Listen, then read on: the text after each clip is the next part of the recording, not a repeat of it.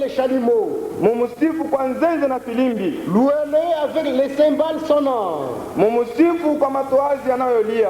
Louez-le avec les cymbales retentissantes. Mumusifu kwa matoazi yanayolia sana. Que tout ce qui respire loue l'Éternel. Kila mwenye pumzi amsifu Bwana. Louez l'Éternel. Mumsifu Bwana. Le frère Machinda va nous conduire avec un cantique. Ndugu Mashinda atatuongoza na wimbo.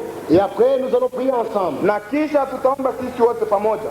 À la fin de la prière, na kumwisho wa maombi yetu nous penserons au frère Badibanga. Tutamkumbuka ndugu Badibanga, le prédicateur. Mhubiri.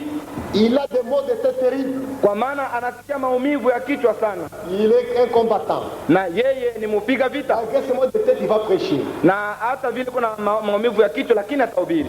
Nous allons prier pour que tu puisses l'aider. Tutaomba hivi Mungu apate kumsaidia. Parce que servir le Seigneur c'est une chose facile. Kwa maana kumtumikia Bwana si kitu kepesi hapana. Quand on est malade. Na zaidi wakati uko mgonjwa. Mais nous savons une seule chose. Lakini tunajua kama kitu kimoja. Quand nous sommes faibles, wakati tuko regevu, Dieu devient puissant. Na Mungu anakuwa mwenye uwezo. Dieu manifeste sa puissance dans la faiblesse. Mungu anaonyesha uwezo wake muuregevu. Ce n'est pas une théorie mais c'est une expérience. Haina mambo inayokuwa mkusema tu lakini ni mambo watu kunaonja. Vous le verrez aujourd'hui. Mutaiona leo. Comment Dieu se manifeste dans la faiblesse. Namna gani Mungu kunaonekana muuregevu wake. Comme il est malade. Kama vile yeye ni mgonjwa. Dieu va l'utiliser d'une manière extraordinaire. Mungu atamtumia kwa namna moja ya ajabu. Nous allons prier pour que Dieu puisse l'assister. Tutaomba hivi Mungu apate kumsaidia. Que le Seigneur vous bénisse tous. Mungu apate kuwabariki ninyi wote.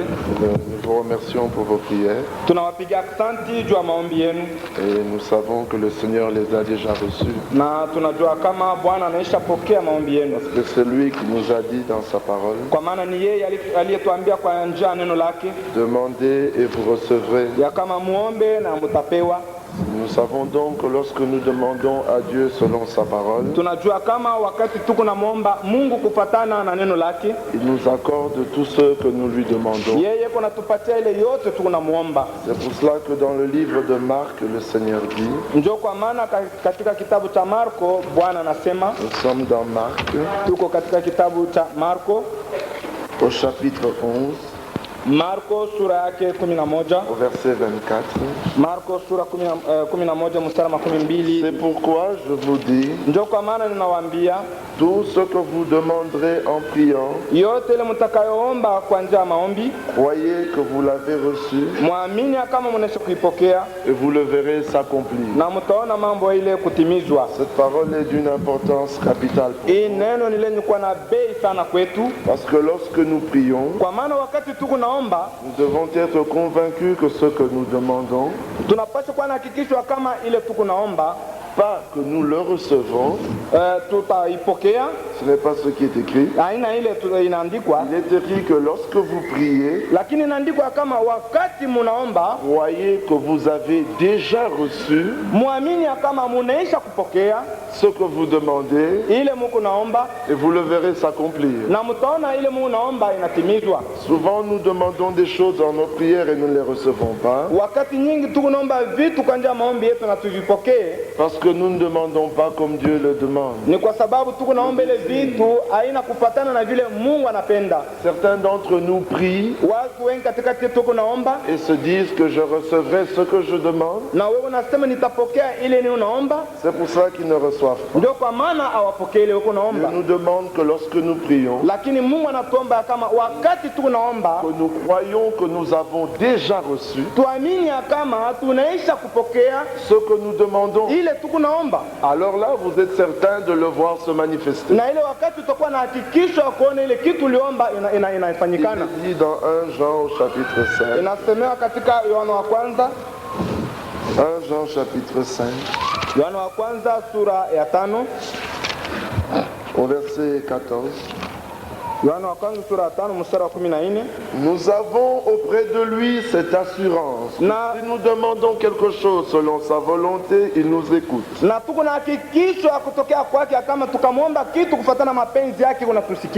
Et si nous savons qu'il nous écoute, na kama tunajua kama iko natusikia, nous savons que nous possédons la chose que nous lui avons demandée, tunajua kama tunapokea kitu ile tulichomuomba, quelle qu'elle soit. hata kama kile kitu kiuna namna gani. Je crois qu'ici nous venons encore de voir la même chose que dans Marc 4. Ninaona kama hapa tunatokea mkuona kitu kimoja kimoja Ici, kama vile Jean nous katika dit, kitabu nous cha avons Marko. auprès de lui cette assurance Hapa Yohana anasema kama tuko na hakikisho que si nous demandons quelque chose selon sa volonté, ya kama tukimwomba kitu kufatana na mapenzi yake, il nous écoute. yeye kuna tusikia. Ce dont nous avons besoin, Na ile tunahitaji c'est de savoir que nous demandons selon sa volonté. ni kujua kama tuko na muomba kufatana na mapenzi Et yake. si vous savez que vous demandez selon sa volonté, Na kama unajua kama huku naomba kufatana na mapenzi yake, alors là, vous savez qu'il vous écoute. basi ile wakati unajua kama iko na kusikia.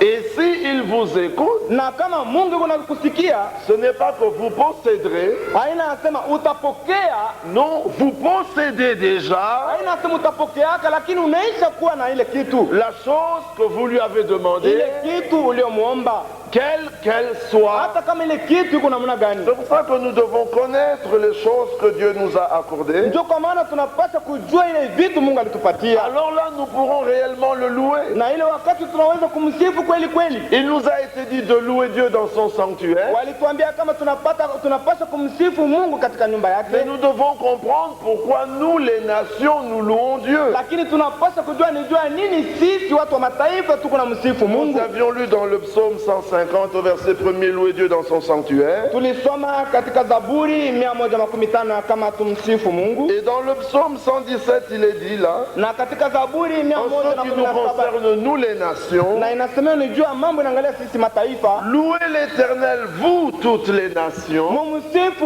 Bwana ninyi mataifa yote, célébrez-le, vous tous les peuples, na mumsifu ninyi kundi wote, car sa bonté pour nous est grande kwa maana wema wake kwetu ni mkubwa sana, et sa fidélité dure à toujours. na uaminifu wake unabaki milele. Louez l'Éternel. Mumsifu Bwana. Ici, nous voyons que dans l'Ancien Testament, Hapa tunaona kama katika Agano la Kale, alors que l'alliance était encore conclue avec Israël, na wakati agano ilifanyika na Israeli, alors que la loi était donnée à na Israël, ile wakati sheria ilikuwa inishatolewa kwa Israeli, alors que Dieu était encore le Dieu d'Israël, na ile wakati Mungu alikuwa akingaliko Mungu wa Israeli, selon qu'il nous est dit dans Romains chapitre 9, kupatana na ile inasemewa kwetu katika Waroma sura 9. nous sommes là au verset 4, Waroma sura 9 mstari wa 4. qui sont israélites. Ni wanani wanaokuwa Waisraeli? Non, non, pas une question. Walio Waisraeli À qui appartiennent l'adoption, wenye kuweka kama wana, la gloire, wenye kuwa na utukufu les na alliances, maagano, la loi, wenye kupewa sheria le culte, na utumishi kwa les Mungu promesses na mahadi et les patriarches, na wababa. et de qui est issu selon la Na chair katika hawa walitoka Kristo kufuatana na mwili, le Christ qui est au-dessus de toutes choses, Dieu béni éternellement. Yesu aliye juu ya maneno yote, Mungu mbarikiwa kwa milele. Le Dieu que nous adorons, Huyu Mungu tuko na mwabudu ce n'est pas le Dieu de nos aïeux, si Mungu wa mababu zetu, ce n'est pas le Dieu de nos ancêtres, si Mungu wa nkambo yetu, ce n'est pas le Dieu de nos tribus, si Mungu wa makabila yetu, c'est le Dieu d'Israël. lakini ni Mungu wa Israeli. Amen. Amina. Le Dieu que nous adorons n'est pas celui qui avait connu nos pères, Ule Mungu tunayemwabudu si ule Mungu wa baba yetu alijua, parce que nous autrefois nous étions étrangers. kwa maana sisi katika wakati wa zamani Nous sommes tulikuwa dans wageni. Éphésiens au chapitre 2. Tuko katika kitabu cha Waefeso sura 2.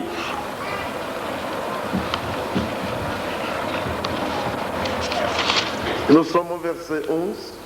C'est Waefeso. pourquoi vous, autrefois, païens dans la chair, Ndio kwa maana ninyi wakati wa zamani mliokuwa wapagano kufatana na appelés mwili, incirconcis par ceux qu'on appelle circoncis, mliitwa watu wasio ambao hawakutahiriwa na wale waliotahiriwa, et qui le sont en la chair par la main de l'homme. na ninyi mko wasiotahiriwa mwili kufatana na mwili na mikono ya watu. Souvenez-vous que vous étiez en ce temps-là sans Christ, Mkumbuke kama katika ile wakati mlikuwa bila Kristo, privés du droit de cité en Israël, hamkuweza kuwa na sheria ya mwananchi Mwisraeli, étrangers aux alliances de la promesse, na mlikuwa wageni maagano ya malako, sans espérance et sans Dieu dans le monde. bila matumaini na bila Mungu mdunia. Voilà comment nous étions. Na tazameni namna tulikuwa. Nous étions sans espérance, Tulikuwa bila matumaini, nous étions sans Dieu, tulikuwa bila Mungu, nous étions étrangers aux alliances de la promesse. tulikuwa wageni kwa maagano na malako. Les alliances étaient pour Na Israël, ile maagano yetu ilikuwa ni juu ya Israeli, les promesses étaient pour Israël, malako ilikuwa ni juu ya Israeli, la loi était pour Israël, sheria ilikuwa ni juu ya Israeli, le culte était pour Israël. kuabudu ilikuwa ni juu ya Et Israeli. pourtant, dans cette même Na période-là, kwa kuangalia wakati moja moja ule, alors que Dieu était encore le Dieu d'Israël et que nous étions sans Dieu, wakati Mungu alikuwa ni Mungu wa Israeli na sisi tulikuwa bila Mungu, l'Écriture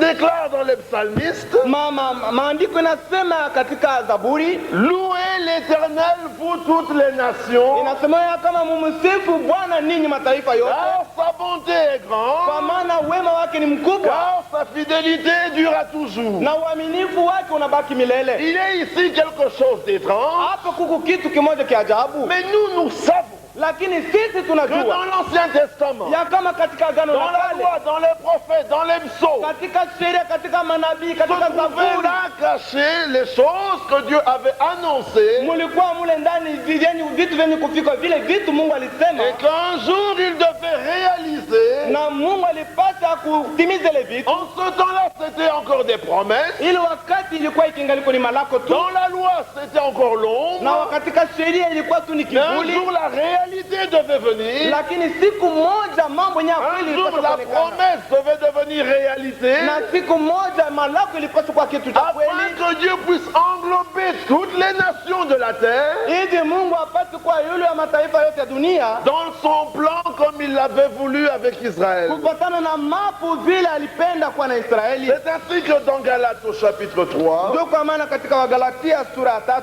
l'Écriture nous dit, maandiko inatuambia, nous sommes au verset 8, tuko kumstari wa 8, aussi vile vile l'Écriture prévoyant que Dieu justifierait les païens par la foi. kwa kuwa andiko ilitayarisha kama Mungu alipaswa kuhesabia haki waaminifu kwa njia ya imani, A d'avance annoncé cette bonne nouvelle à Abraham. alitangulia kutangaza hii habari njema kwa Abrahamu, Toutes les nations seront bénies en toi.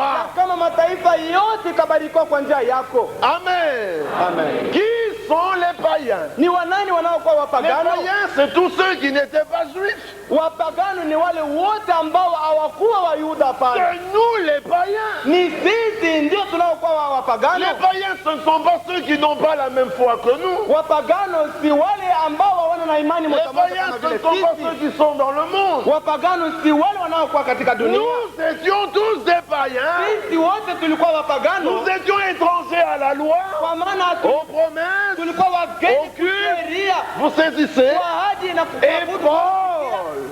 Paul Na Paulo a été fait alifanywa apôtre des païens. kuwa mtume juu ya wapagano. Pourquoi? Juu ya nini? Romains chapitre 15. Waroma sura 15.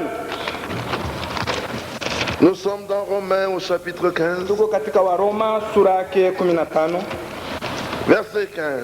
mstari wa 15. Cependant, à certains égards, je vous ai écrit avec une sorte de hardiesse, Lakini kwa kuangalia kwa namna nyingine niliandika na ujanja kidogo, comme pour éveiller vos souvenirs, niliandika na nguvu juu ya kuchunga ukumbusho, à cause de la grâce que Dieu m'a faite, juu ya neema ile Mungu alinifanyia d'être ministre de Jésus-Christ parmi les païens. nipate kuwa mtumishi wa Yesu Kristo katikati ya wapagano. Je m'acquitte du divin service de l'évangile de Dieu, Ni unafanya kazi ya Mungu ya utumishi wa Mungu, afin afin que les païens lui soient une offrande agréable, hivi wapagani wapate kwa juu yake matoleo moja mzuri, étant sanctifiés par l'Esprit Saint. mwenye kutakaswa na Roho Mtakatifu.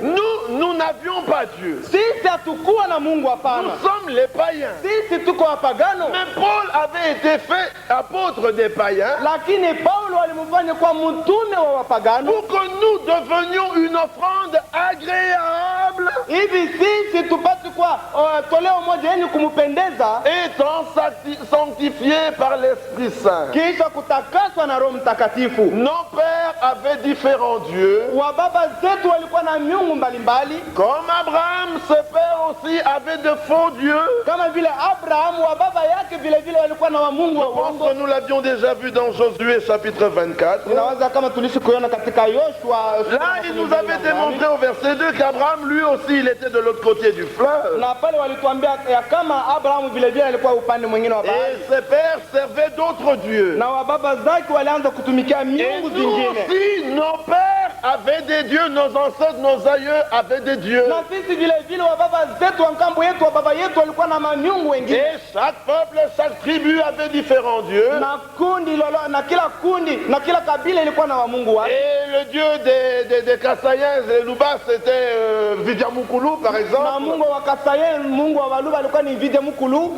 Celui des Tetela, c'était Onyashongo. Na ule wa Watetela alikuwa ni Onyashongo. Celui de ceux de l'Équateur, c'était Nzakomba. Ule wale wa watu wa Equateur alikuwa ni Zakomba. Ceux du Bazaïr, c'était Nzambampungu. Wale wa Kubazair mungu wao alikuwa ni Et chaque Nzambamungu. tribu avait un dieu. Hivi kila kabila ilikuwa na mungu Alors wao. les Sidoniens, ils avaient Moloch. Basi Wasidonia walikuwa na Molok, Les Philistins, ils avaient Baal.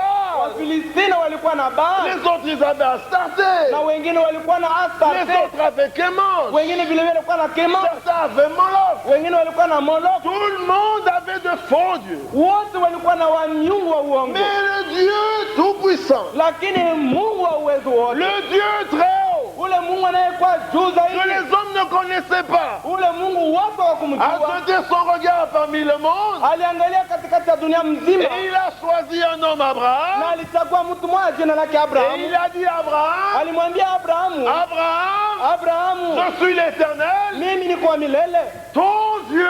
Mungu wako. Amen. Amina. Et ce jour-là, Abraham laissa les dieux de ses pères Na ile siku Abrahamu aliacha Mungu wa baba yake pour adorer l'Éternel, le Dieu très haut. jua kumwabudu wa milele anayekuwa Mungu aliye juu. Abraham n'a pas cherché l'Éternel. Abrahamu hakumtafuta Bwana, L'Éternel a cherché Abraham. lakini ni wa Bwana aliyemtafuta Abrahamu. Et quand l'Éternel a cherché Abraham, Na wakati wa milele alikuja kumtafuta Abrahamu. Abraham a laissé ses faux dieux Abrahamu alitupa pembeni wa Mungu yake wa et il a uongo suivi l'Éternel. na alimfuata Bwana. Il était impossible Haikuwezekana, hapana, qu'Abraham ne puisse pas marcher dans la voie de Dieu. Abrahamu akose kutembea manjia za Parce Mungu, que ce n'était pas lui qui avait cherché kwa l'Éternel, maana si Abrahamu mais aliyemtafuta c'est Bwana, l'Éternel qui l'avait cherché. lakini ni Bwana aliyemtafuta Abrahamu. Si l'Éternel nous a cherché ce matin, Kama Bwana alitutafuta asubuhi ya il leo, n'échouera pas. hautacheza, Parce hapana, que ce n'est pas toi qui l'as choisi, kwa maana si wewe c'est lui uliyemchagua, qui t'a choisi. lakini ni yeye aliyekuchagua wewe. Dans Jean chapitre 15, Katika Yohana sura 15 Jésus s'adresse à ses disciples Yesu anasema na wanafunzi wake, et il leur dit au verset 16, anawaambia kwa mstari wa mais 16 ce n'est pas vous qui m'avez choisi, ya kama si ninyi mlionichagua mais mimi, c'est moi. lakini ni mimi Je vous ai choisi. niliwachagua ninyi. Amen. Amen. Pourquoi nous avait-il choisi? Juu ya nini alituchagua Il dit sisi? non seulement je vous ai choisi, Anasema kama aina tu ya kama niliwachagua, mais en plus je vous ai établi. na yule ile niliwaweka. Amen. Amina. Je vous ai choisi Niliwachagua ninyi et je vous ai établi. na niliwaweka Pas eux, vous, nous. sisi. Il vous a choisi, il nous a choisi Alituchagua sisi wote et il nous a établis na alituweka pour que nous puissions porter du fruit. hivi tupate kutoa matunda et que votre fruit demeure. na matunda yetu ibaki milele. Ce que vous demanderez au Père en mon nom, Hivi yote mtakayoomba kwa Baba mjina langu il vous le donne. atatupatia hayo. Dieu n'échoue jamais. Mungu hawezi kushindwa, hapana. Comme nous le disions Kama autrefois, vile tulianza kuisema wakati wa le zamani verbe échouer, ya kama watu wanaweza le kushindwa, Seigneur ne le compose jamais à la première personne. lakini Bwana haiwezi kuisema muwaseme mie. Toi, tu vas dire, j'échoue. Wewe unaweza kusema kama mie nashindwa, Tu échoues. na ni kweli unashindwa, Il échoue. anashindwa, Nous échouons. tunashindwa. Mais quand le Seigneur veut composer ce verbe, Lakini wakati Bwana yeye anapenda kusema, il va directement et dit, tu échoues. atasema mara moja kama unashindwa, Il échoue. anashindwa, Vous échouez. unashindwa, Ils échouent. wanashindwa. Parce qu'il y a une chose qui est impossible à Dieu, Lakini kuko kitu kimoja kila kiwezekani kwa Mungu, c'est échouer. kushindwa. Quand il dit, Wakati je anasema vous ai choisi niliwachagua et je vous ai na établi niliwaweka pour que vous portiez du ili fruit, mpate kutoa matunda, il dit, anasema je n'échoue jamais. siwezi kushindwa Cela veut kamwe. dire, Ile ni kusema nous porterons du fruit. tutabeba tunda, Cela ne vient pas de nous, ila itokee kwetu, hapana, mais de Dieu qui lakini appelle. inatokea kwa Mungu. Quand il dit Abraham, je t'ai choisi, Wakati alimwambia Abrahamu ya kama nilikuchagua, Abraham abandonna les dieux de ses pères Abrahamu alitupa pembeni wa Mungu wa et baba il s'est mis yake à adorer l'Éternel, na alikwenda kumwabudu Bwana wa le milele, Dieu d'Abraham. Mungu wa Abrahamu. Et Abraham eut plusieurs fils. Na Abrahamu alipata watoto wanaume Il wengi. eut d'abord Ismaël, Alipata mbele Ismaeli son premier-né selon la chair. aliyekuwa mzaliwa wake wa kwanza kufatana na mwili. Ensuite, il eut Isaac. Kisha alipata Et Isaka, après Isaac, il eut plusieurs autres fils. na kisha Isaka alipata watoto wanaume wengine. Mais jamais Dieu ne se présentait comme étant le Dieu d'Ismaël. Lakini Mungu haja kujaka mbele ya watu kama vile Mungu wa Ismaeli. Il ne s'est jamais présenté comme étant le Dieu de Madian. Haya hajasemaka siku hata moja kama yeye ni Mungu wa Madiani. Il dit toujours, je suis le Dieu d'Abraham, d'Isaac. Iko nasema kila mara kama mimi ni Mungu wa Abrahamu na Parce que Isaka. Dieu n'avait pas choisi Ismaël. Kwa maana Mungu akumchagua Ismaeli, Dieu hapana, avait choisi Isaac. lakini Mungu alichagua Ce n'est Isaka. pas Isaac qui a dit, je veux être celui que Dieu a choisi. Aina Isaka aina Ismaeli alisema kama mimi na Isaka. Aina Isaka alisema kama mimi napenda kuwa ule Mungu alichagua. Et Dieu qui a dit, moi Abraham, c'est en Isaac ton fils. Lakini Mungu aliyesema kama mimi wa milele, lakini wewe Abrahamu ni kwa njia ya Isaka mwana wako. Romains chapitre 9.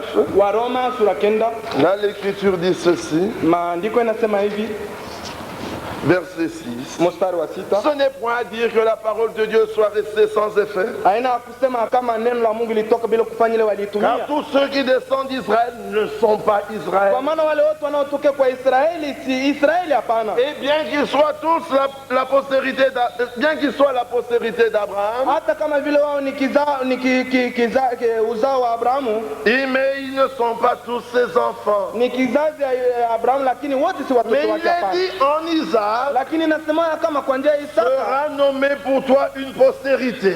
kizazi kimoja kitatoka kwa njia ya Isaka. C'est-à-dire, Itachaguliwa kizazi kimoja juu yako. c'est-à-dire Ni kusema que ce ne sont pas les enfants de la chair qui sont enfants de Dieu, ya kama si watoto kufatana na mwili wanaokuwa watoto wa Mungu, mais que ce sont les enfants de la promesse lakini ni watoto wa malako qui sont regardés comme la postérité. wanaotazamiwa kama vile kizazi. Voici en effet la parole de la promesse. Tazameni kweli neno la malako. Je reviendrai à cette même époque Nitarudia wakati moja moja, et Sarah aura un fils. na Sara atazala mtoto Il mwanaume. est étrange Hii ni mambo ya kushangaa de voir que dans Genèse chapitre 21, ya kuona kama katika Genèse katika chapitre Mwanzo sura yake 21, chapitre 22, ni Mwanzo sura yake 22. verset 1er, après ces choses, Dieu mit Abraham à l'épreuve et lui dit, Abraham. Mstari wa kwanza inasemea kama Mungu akamwambia Abrahamu kama Abrahamu, Et il répondit, me voici. na Abrahamu akajibu niko hapa mbele. Dieu dit, prends ton fils, Mungu akamwambia beba mtoto wako mwanaume, ton unique, mtoto wako kwa ule mmoja tu. Mais il y en avait deux. Na alikuwa na wawili. Il y avait Ismaël et Isaac. Kulikuwa Ismaeli na Isaka. Il dit prends ton fils, Anasema beba mwana wako. ton unique. Ule mwana wako wa Et pekee. il y en avait deux. Lakini kwa kuangalia kulikuwa Mais Dieu watoto dit ton wawili. unique. Lakini Mungu anasema mwana wako wa pekee. Bien-aimés frères, Wandugu Dieu wapendwa. fait les choses comme il veut. Mungu kunafanya vitu kufuatana vile À anapenda. un moment donné, Wakati mmoja fulani vous le verrez plus tard, mtaiona kisha Sarah dit, Sara anasema le fils de l'esclave n'héritera pas avec le fils de la femme libre.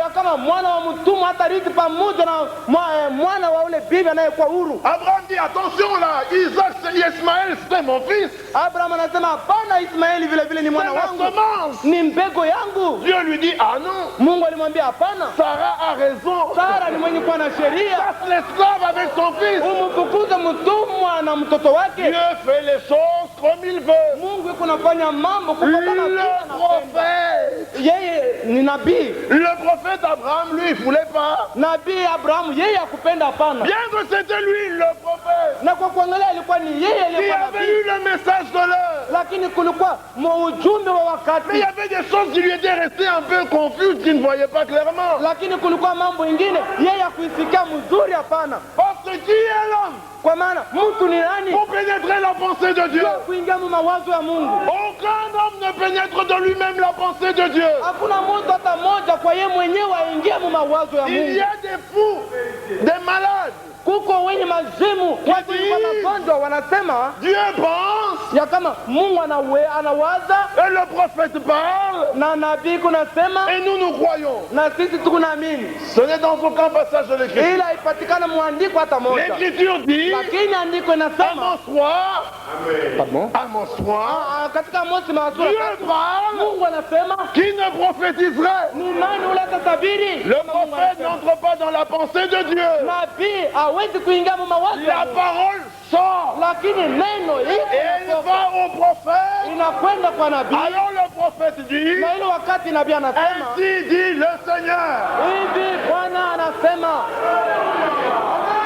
Dieu dit au prophète, Mungu anamwambia nabii, prends ton fils, beba mwana wako, ton unique, mwana wako wa pekee, et il ajoute, na anaongeza tena Isaac.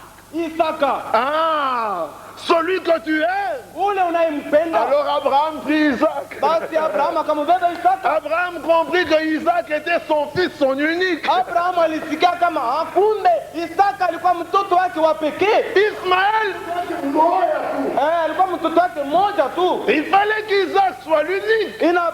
Ilipaswa Isaka kuwa mtoto mmoja tu, Sinon l'ombre ne serait pas conforme à la réalité. kama si vile ni kusema kivuli hakiwezi kupatana na mambo Il ya fallait kweli. qu'Isaac soit l'unique Ilipaswa Isaka awe mtoto mmoja et tu, qu'il soit le premier-né akuwa mzaliwa wa kwanza et qu'il soit le fils de la promesse. na apate kuwa mtoto wa malako. Celui en qui Dieu voulait donner une postérité Ndani yake Mungu alipenda kuleta uzao afin que l'ombre hivi kivuli soit conforme ipate kupatana à la réalité. na mambo yenyewe ya kweli. Vous avez saisi? Mnasikia, Dieu n'avait pas dit, Mungu akusema prends Ismaël. umubebe Ismaeli. Ismaël a bien voulu adorer Dieu. Ismaeli alipenda kumwabudu Mungu Et il a adoré Dieu. na aliabudu Mungu, Mais Dieu n'a jamais été le Dieu d'Ismaël. lakini Mungu haja kuwaka kamwe Mungu Madian wa a Ismaeli. adoré Dieu. Madiani aliabudu Mungu, Mais Dieu n'a jamais été le Dieu de Madian. lakini Mungu haja kuwaka kamwe Mungu wa Dieu Madiani. était le Dieu d'Ismaël. Mungu ni Mungu wa Israeli, wa Isaka. Il a dit deux fils, Isaka alikuwa na watoto wawili, Esaü et Jacob. Esau na Yakobo. Jacob et Esaü a adoré le Dieu de son père. Esau aliabudu Mungu wa baba yake, Mais Dieu n'a pas été le Dieu d'Esaü. lakini Mungu hakuwa Mungu wa Esau. Il Hapana, s'est présenté comme étant le Dieu de Jacob. alijionyesha kama vile Mungu wa Yakobo, Mais Isaac était prophète. na kwa kuangalia Isaka alikuwa nabii Et son choix était sur Esaü. na yeye alipenda kumchagua Oh, Esaü, mon Esau. fils. Alisema Esau, mwana C'est un wangu, véritable ministre. wewe uko mtumishi wa Parce que kweli, Esaü lui apportait du gibier. kwa maana Esau anaanza kumletea nyama Et son cœur affolait du gibier. na moyo wake ulivutwa na ile nyama, Mais Dieu n'était pas dans le gibier. lakini Mungu yeye hakuwa ndani ya ile nyama. Dieu était dans sa parole. Mungu alikuwa ndani ya Et neno la lake, parole avait déjà dit à Rebecca, na neno ilikuwa inaisha kusemea kwa il Rebeka y a deux nations en ya kama kuna toi, mataifa mbili ndani mais mwako, l'aîné lakini wa kwanza sera assujetti au plus jeune. atakuwa chini ya ule mloko yake. Romains chapitre 9, Waroma sura 9, là où nous étions. pale tulipokuwa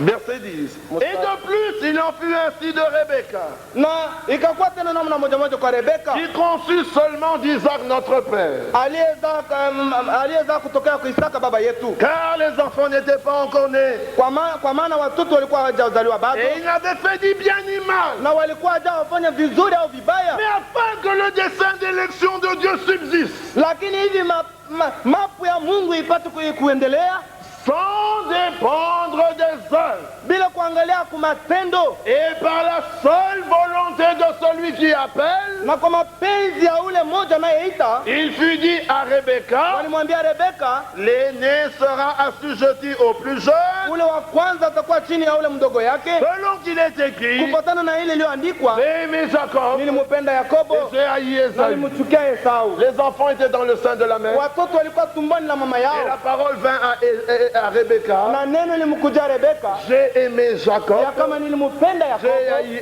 na Esaü. nilimchukia Esau. L'aîné sera assujetti au plus Ule jeune. wa kwanza atakuwa chini ya mdogo yake. Isaac était le père, Isaka alikuwa baba, il était le prophète, alikuwa nabii, mais son cœur était vers Esaü. lakini moyo wake ulikwenda zaidi upande wa Esau. Mais Dieu n'était pas avec Esaü, Lakini Mungu hakuwa pamoja Dieu na était Esau. avec Jacob. Mungu alikuwa pamoja na Yakobo. Mais Jacob veut dire trompeur, Lakini Yakobo maana yake asema wakulanda, c'est mjanja. un supplanteur. Ni kusema ni mjanja. C'était un homme qui n'était pas correct. Alikuwa ni mtu kwa kunyoloka Il marchait hapana. pas droitement, Jacob. Kwanza kutembea mwenendo safi Mais hapana afin que Yakobo. le dessein d'élection de Dieu Lakini kufuatana na uchaguzi wa Mungu subsiste, ipate kuendelea sans dépendre des œuvres, bila kuangalia matendo, mais par la seule volonté de celui qui appelle. lakini kwa mapenzi ya ule mmoja anayeita. Bien-aimés frères, Wandugu wapendwa, lorsque l'Écriture dit, wakati maandiko nasema, allons par exemple dans Éphésiens chapitre 1er, tusome katika Efeso sura yake ya kwanza, il est dit là au verset 4, inasemewa kwa mstari wa 4 en lui Dieu nous a élus avant la fondation du monde, ya kama ndani mwake Mungu alituchagua mbele ya kuumba dunia pour que nous soyons saints et irréprochables devant hivi lui. tupate kuwa watakatifu na bila kosa mbele ya Mungu. Il nous a prédestinés dans son amour à être ses enfants d'adoption. Alitutayarisha katika mapendo yake tukuwe wana wake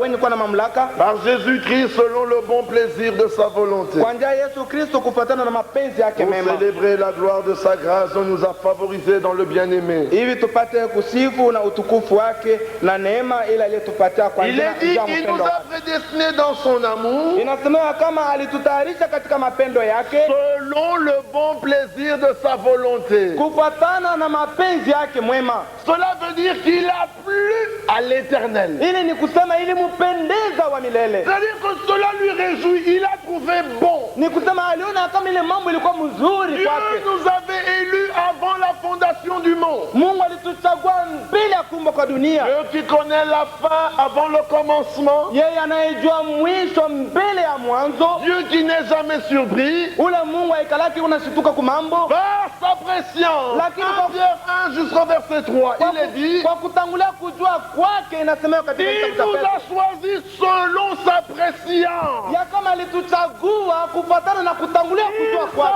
savait déjà Alijua, alikuwa anacha kujua ya qui kama accepterait et qui n'accepterait pas. ni nani ataitika na ni nani ulatakatala, Qui aimerait être agréable et qui ne le désirerait ni pas. nani ule atapenda kumupendeza na ni nani ule hatapenda Qui kumpendeza, refuserait sa parole et qui désirait la recevoir. ni nani ule alipasha kutupa neno lake na ni nani ule Il atapenda le kupokea. savait déjà parce qu'il est Dieu. Alitangulia kuijua kwa maana yeye ni Un Mungu, Dieu qui ne connaît pas le futur, ule Mungu ambaye hajue mambo ya kumwanzo ile kuna kuya. nous n'en avons pas besoin. Hatuhitaji Mungu wa namna ile, Nous n'en avons pas besoin. hatuhitaji Mungu wa Un namna Dieu ile. qui se laisse surprendre par les événements. Ule Mungu unashituka mu mambo, Un Dieu qui ne sait pas ce qui arrivera. Mungu ule ajue ile mambo itafika. Un Dieu que lorsqu'il va un problème qui arrive, il dit un instant.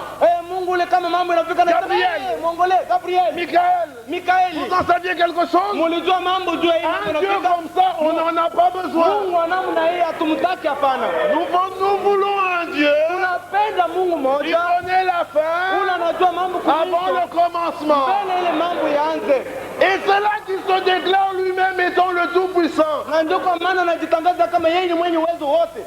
C'est là Ndio pale qu'il se déclare comme étant le Tout-Puissant. anasema kama yeye ni mwenye uwezo wote. Ésaïe 41. Isaya 41, Regardez ce qu'il dit. mutazame ile inasemewa Allons directement au verset 21. Twende mara moja Il kumstari. parle des faux dieux. Anasema hapa juu ya Il dit plaidez votre cause, dit l'Éternel. anasema musambe juu ya mambo yenu. Bwana anasema, Produisez vos moyens de défense, dit le roi de Jacob. muoneshe vitu vya kujikinga navyo. Mungu wa Yakobo anasema Qu'il les produise et qu'il nous déclare ce qui doit arriver. wavioneshe na waoneshe ile mambo itafika. Vous les faux dieux, quelles sont les prédictions que vous avez faites? Ninyi wa Mungu wa bongo, ni mambo kani mtangulia kusema? Dites-le nous pour que nous y prenions garde. Museme mbele hivi na sisi tupate Et kujitayarisha. que nous en reconnaissions l'accomplissement. Mtangulia kuisema juu tuanze kuangalia ile mambo. Voilà. Et que nous en reconnaissions l'accomplissement. Na tupate kujua namna kani itatimizwa. Non. Et que nous reconnaissions que ça s'est accompli. Na tupate kutambua kama mambo hii inatimizwa. Ou bien annoncez-nous l'avenir. Au mtuoneshe mambo ile itakuja. Dites ce qui arrivera plus tard. Museme ile itafika kisha. Pour que nous sachions si vous êtes des dieux. Hivi tupate kujua kama mko wa Mungu. Faites seulement quelque chose. Mufanye kitu kimoja tu. De bien ou de mal. Kitu kizuri au kibaya. Que nous le voyons. Hivi tupate Et kuiona. le regardions ensemble. Na tupate kuitazama sisi Mais wote voici vous n'êtes pamoja. rien. Na kama mfanye kitu. Voici vous n'êtes rien. Alors ni kusema amuko kitu Non, hapana. angalia, voilà, vous n'êtes rien. Vous n'êtes rien. C'est ça. Muko bule amuko kitu. Et votre œuvre est le néant. Na kazi yenu ni ya bure. C'est une abomination que de s'appuyer sur vous. Ni makufuru ya kumitegemea Vous ninyi. voyez, il les invite Munaona kama anawaita, dans le terrain du futur. anawaita mkiwanzo ya mambo Qui itafika. est capable d'annoncer ce qui va venir. Jua kuona ni mambo kanili itafika. Afin qu'on voit le véritable. Mbele wapate kutambua Mungu wa kweli. Regardez, vous ne dites rien. Anasema unaona mseme Vous kitu. ne savez rien. Hamjue kitu. Vous êtes toujours surpris. Muko na situtu. Quand quelque chose arrive, Wakati mambo yanafika, vous êtes des faux dieux. Mungu wa Mungu wa uongo. Maintenant, il se présente lui-même. Sasa anajionyesha yeye mwenyewe. Regardez comment il se présente. Muone namna gani Nous unajionyesha. sommes dans Ésaïe 46. Tuko katika Isaya 46. Verset 9, dernière partie.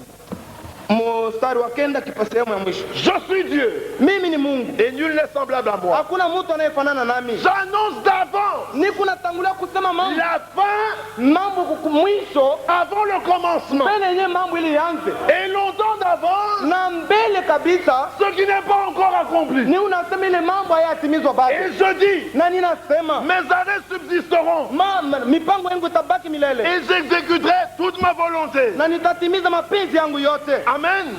Ésaïe 48.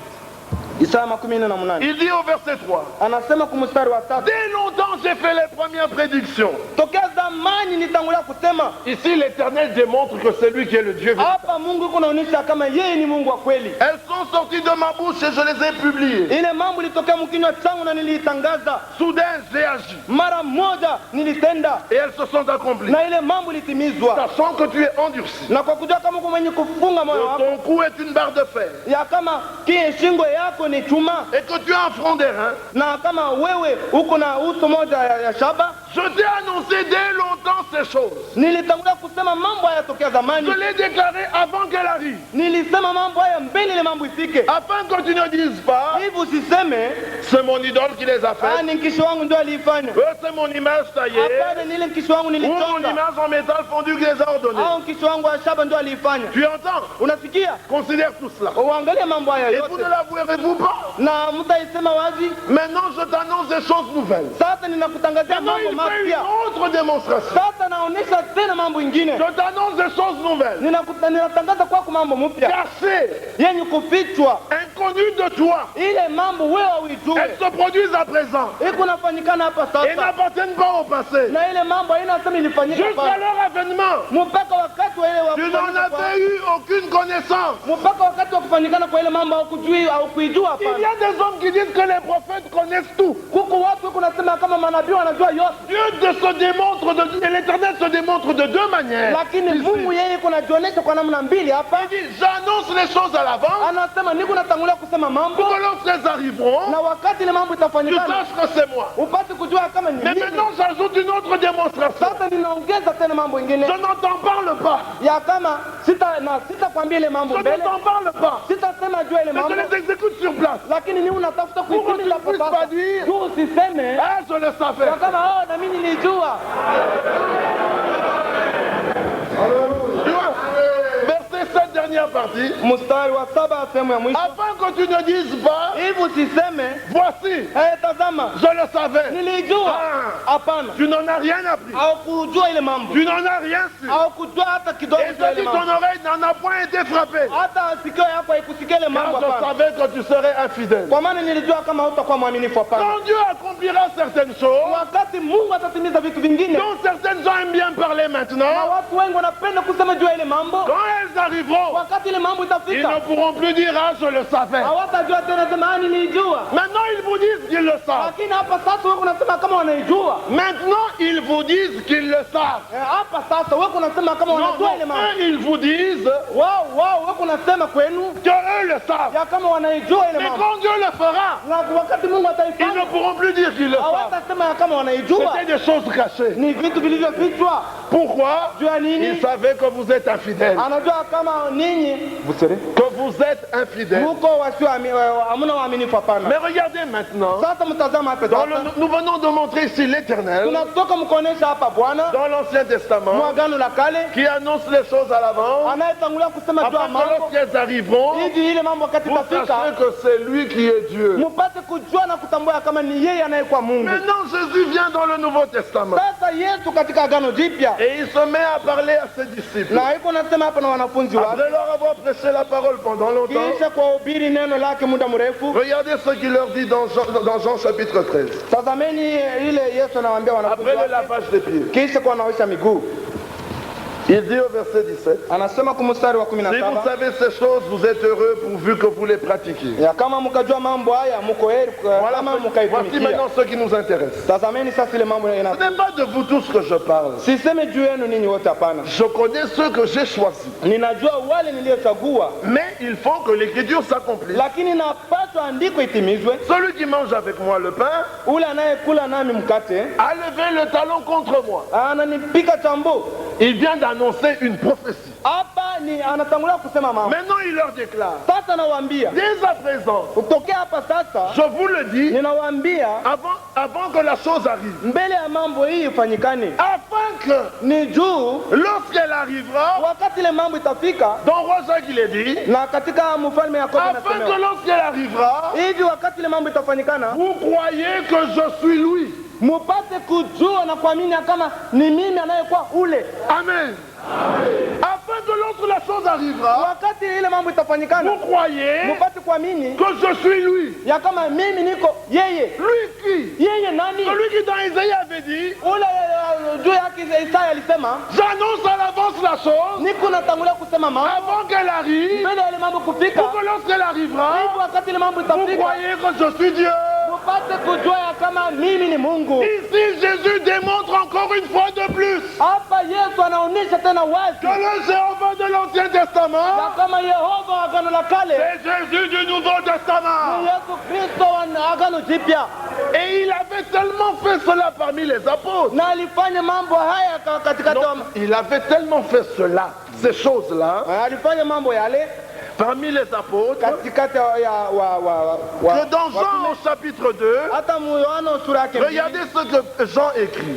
Tazameni ile Yohana anaandika, Nous sommes au verset 18. tuko kwa mstari wa 18. Les Juifs prenant la parole lui disent, Na Wayuda walisema, quel miracle nous montres-tu pour agir de la sorte? ni muujiza gani utatuonyesha kwa kutenda namna hii? Jésus leur répondit, Yesu akawajibu, détruisez ce temple, mwharibu hekalu hii, et en 3 jours je le relèverai. na katika siku 3 nitaisimamisha. Les Juifs lui disent, Na Wayuda il wakamwambia, a fallu 46 ans ilitupasha miaka pour 46 bâtir ce temple, juu ya kujenga hekalu hii, et toi en 3 jours tu le na relèveras. wewe utaisimamisha katika siku 3 tu. La lettre tue, Andiko iko naua, mais l'esprit vivifie. lakini roho iko naleta uzima. Verset 21. Mstari wa Mais il 21. parlait du temple de son corps. Lakini anaanza kusema hapa juu ya hekalu mwili wake. C'est pourquoi, Ndio kwa maana lorsqu'il fut ressuscité des morts, wakati alifufuka toka wafu, ses disciples se souvinrent qu'il avait dit cela, wanafunzi wake walikumbuka kama alitangulia kusema ile, et ils crurent à l'écriture waliamini neno, et à la parole que Jésus avait dite. waliamini andiko na ile neno Yesu alisema. Vous avez vu? Munaona, Pendant tout son ministère terrestre, wakati wa utumishi wake hapa pa le dunia, Christ a commencé à annoncer des choses à l'avance, Kristo alitangulia kusema juu ya mambo ilipasha kuya, afin que lorsque ces choses s'accomplissent, hivi wakati ile mambo ilipasha kutimizwa, que les disciples reconnaissent que Jésus est le Seigneur. wanafunzi wapate kutambua ya kama ni Yesu anayekuwa Bwana. C'est pour ça que Paul se lève et dit, Ndio kwa maana Paulo anasimama na kusema, nous annonçons Jésus-Christ comme Seigneur. sisi tunatangaza na kusema kama Yesu Kristo kama vile Bwana. C'est 2 Corinthiens chapitre 4. Ni Wakorintho wa pili sura 4.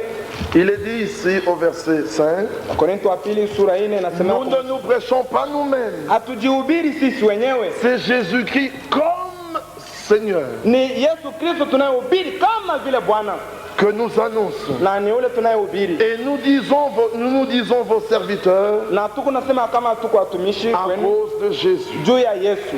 Les hommes Watu avaient de faux dieux walikuwa na wa Mungu wa et uongo, c'était normal qu'ils se retrouvent dans ces choses. na na kwa namna ile walipatikana Parce que katika vitu hivi. l'Écriture déclare dans Jean chapitre 4, Kwa maana ndiko inasema katika Yohana sura 4, lisons ensemble, tutasoma sisi wote verset pamoja. 24.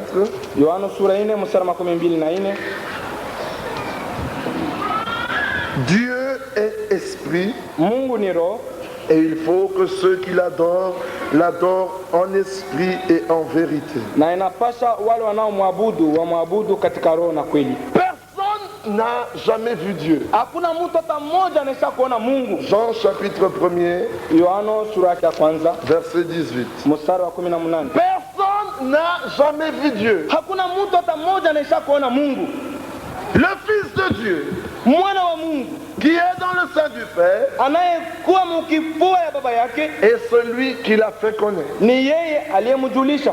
Personne n'a jamais vu Dieu. Hakuna mtu hata mmoja anaweza kuona Même Mungu. Adam ne l'avait pas vu, Hata Adamu hakumwonaka hapana. sinon l'écriture serait brisée. Kama Adamu alimwona ni kusema andiko lipasha kuvunjwa. Ici, c'est Jean, l'évangéliste, qui dit personne n'a jamais vu Hapa ni Yohani mhubiri wa habari njema anayesema kama hakuna mtu hata mmoja anaweza kuona Mais Mungu. Jésus lui-même vint et il dit personne n'a jamais vu Dieu. Na Yesu mwenyewe alikuja na kusema hakuna mtu hata Jean mmoja. chapitre 6. Ni katika Yohana sura 6. Maintenant, c'est Jésus lui-même qui parle. Hapa ni Yesu yeye mwenyewe anasema Il dit c'est que nul n'a vu le Père, kama ni hakuna mtu hata mmoja yule alimuona Baba sinon celui qui vient de Dieu, isipokuwa yule anayekutoka kwa Mungu, celui-là a vu le Père. ni ule aliyemuona Baba. Personne n'a jamais vu Dieu. Hakuna mtu hata mmoja anaweza kuona Mungu. Aucun prophète n'a vu Dieu. Hakuna nabii hata mmoja aliyemuona Mungu. Paul lui-même vient donner le même témoignage. Paulo yeye mwenyewe analeta ushuhuda. 1 Timothée 6,16. Na katika Timotheo wa kwanza Il sura yake déclare mstari wa 5 qu'il anasema seul possède l'immortalité,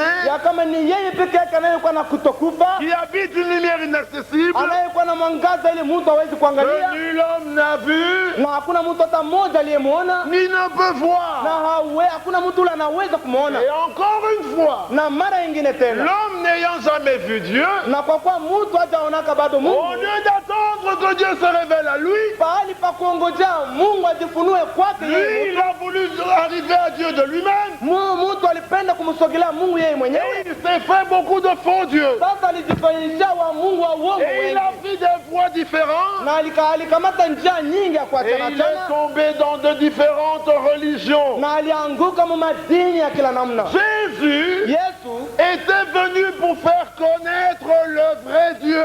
alikuja juu ya kumjulisha yule anayekuwa Mungu wa C'est kweli, ce que nous avons lu dans Jean chapitre 1er. na ni ile tulisoma katika Yohana sura yake ya kwanza Verset 18, personne n'a jamais vu Dieu. mstari wa 18. Hakuna mtu hata mmoja Mais anayekuwa le na Fils de Mungu, Dieu qui est dans le sein du Père lakini mwana wa Mungu anayekuwa ndani ya kifua ya baba yake est celui qui l'a fait connaître. ni yeye aliyemjulisha kwa watu. Jésus était venu afin que le monde connaisse Dieu. Yesu alikuja hivi watu wapate kumjua Parce que Mungu, personne n'avait jamais vu Dieu. kwa kuwa hakuna mtu hata mmoja yule alikuwa anaweza kumwona Même les Mungu. prophètes, nous le répétons, personne. Hata manabii tunarudia tena, hakuna mtu hata mmoja, Parce que Dieu, dans sa forme originale, kwa maana Mungu muhali yake ya kumwanzo dans l'éternité, munilele, avant le commencement, mbele ya mwanzo il était seul. alikuwa peke yake, Personne n'était avec lui. hakuna mtu hata mmoja alikuwa Personne pembeni ne yake, l'a jamais vu dans cet état. hakuna mtu hata mmoja alimuona mwile Mais hali. quand il sortit de l'éternité, Lakini wakati alitoka mwile il milele, eut un commencement. kulikuwa basi mwanzo. Et il commença à exécuter son plan.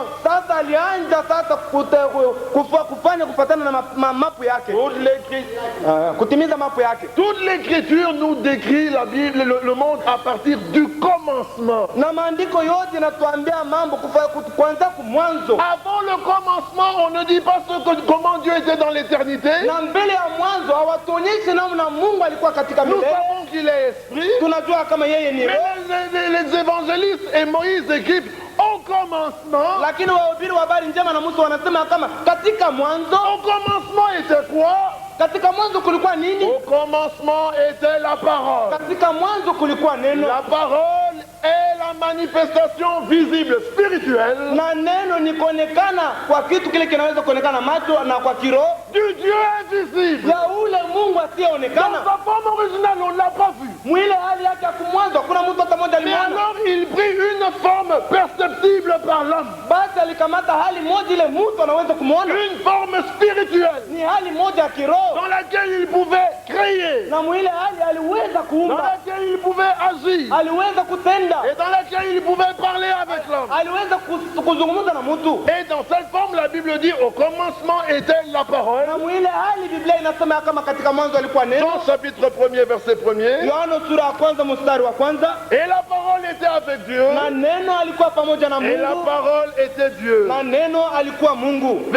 Verset 3. Kwa mstari wa tatu. Toutes choses ont été faites par elle. Vitu vyote viliumbwa na neno. Et rien de ce qui a été fait n'a été fait sans elle. Na kuile vitu vyote vilivyoumbwa hakuna kitu hata kimoja kile ambacho kikufanywa na Et neno. dans cette forme-là, Na mwile hali les prophètes l'ont vu. manabii walimuona. La parole, le Seigneur, Neno Bwana qui avait créé le ciel et la terre, ambaye aliumba ulimwengu na dunia. Adam le vit et parla avec lui. Adamu alimuona na alizungumza naye. Abraham le vit et il parla avec lui. Abraham alimuona na alizungumza naye. Moïse, les anciens, Israël le vit. Musa na wale wa zamani na Israeli walimuona. Et chaque fois le même, la parole, le Seigneur, Na kila mara huyu kitu kimoja kimoja neno Bwana il prenait des formes différentes. alianza kukamata mahali ya kuachana. Parfois on le voyait comme sous la colonne de feu. Saa zingine walianza kuiona chini ya nguzo ya moto. Et tantôt c'était dans la nuée. Na saa zingine kwa Et mwingo. parfois c'était la forme d'un homme qui marchait, mais c'était l'ange de l'Éternel. Na saa zingine alikuwa kama vile mtu anaanza kutembea na ule alikuwa ni malaika wa Bwana. Et c'est ainsi que dans l'Ancien Testament il s'était révélé. Na ni kwa namna hii alijionyesha katika agano la Et il a kale. dit, écoute, ô Israël, Na alisema sikia Israeli. l'Éternel, celui qui s'était révélé à Abraham, c'était l'Éternel. Wa milele ule aliyejifunua kwa Abrahamu alikuwa ni wa milele. Et il dit, l'Éternel, ton Dieu, Na anasema wa milele Mungu wako est l'unique Seigneur. ni yeye anayekuwa Bwana Il n'y peke en a yake. pas d'autre. Hakuna wa Bwana wengine.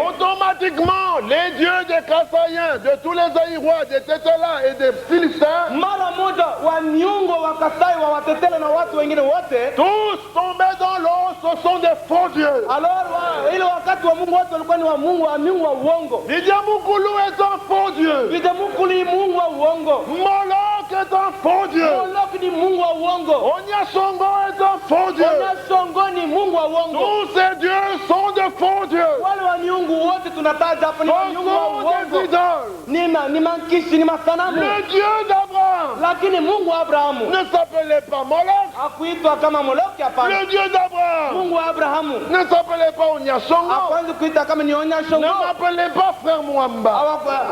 Ne m'appelez pas frère Mwamba. Musiniita sema frère Mwamba Ou frère Mbiye. au frère Mbiye Ou frère Ngonga. au frère Ngonga. Je ne suis aucun d'eux. Mimi siko Moi mmoja wao je suis hapa. le frère Firmin. Mimi niko ndugu Ne me Firma. donnez pas le nom que vous voulez me donner. Msinipatie ile jina mwe mnapenda Et kunipatia, attendez que je vous donne mon nom. lakini mniongozeni wapatie jina langu. Pourquoi voulez-vous me donner un autre nom? Kwa nini mnapenda kunipatia jina Je ingine? ne me révèle pas dans ces noms-là. Mimi sijifunue mwile majina ingine Vous hapana. crierez toute la journée, frère Mbiye, je resterai à ma place. Mutaniita kila tokea asubuhi mpaka magharibi, ndugu Mbie, na Vous sitamiti. m'appellerez frère Ngonga toute la nuit, je resterai à ma place. Unaweza kuniita usiku mzima, ndugu Ngonga, lakini mimi Mais sitajibu si vous hapa. dites Firmin, Lakini kama unaita Firma, même à voix basse, hata kama unasema kwa sauti kidogo, je viendrai. nitakuja.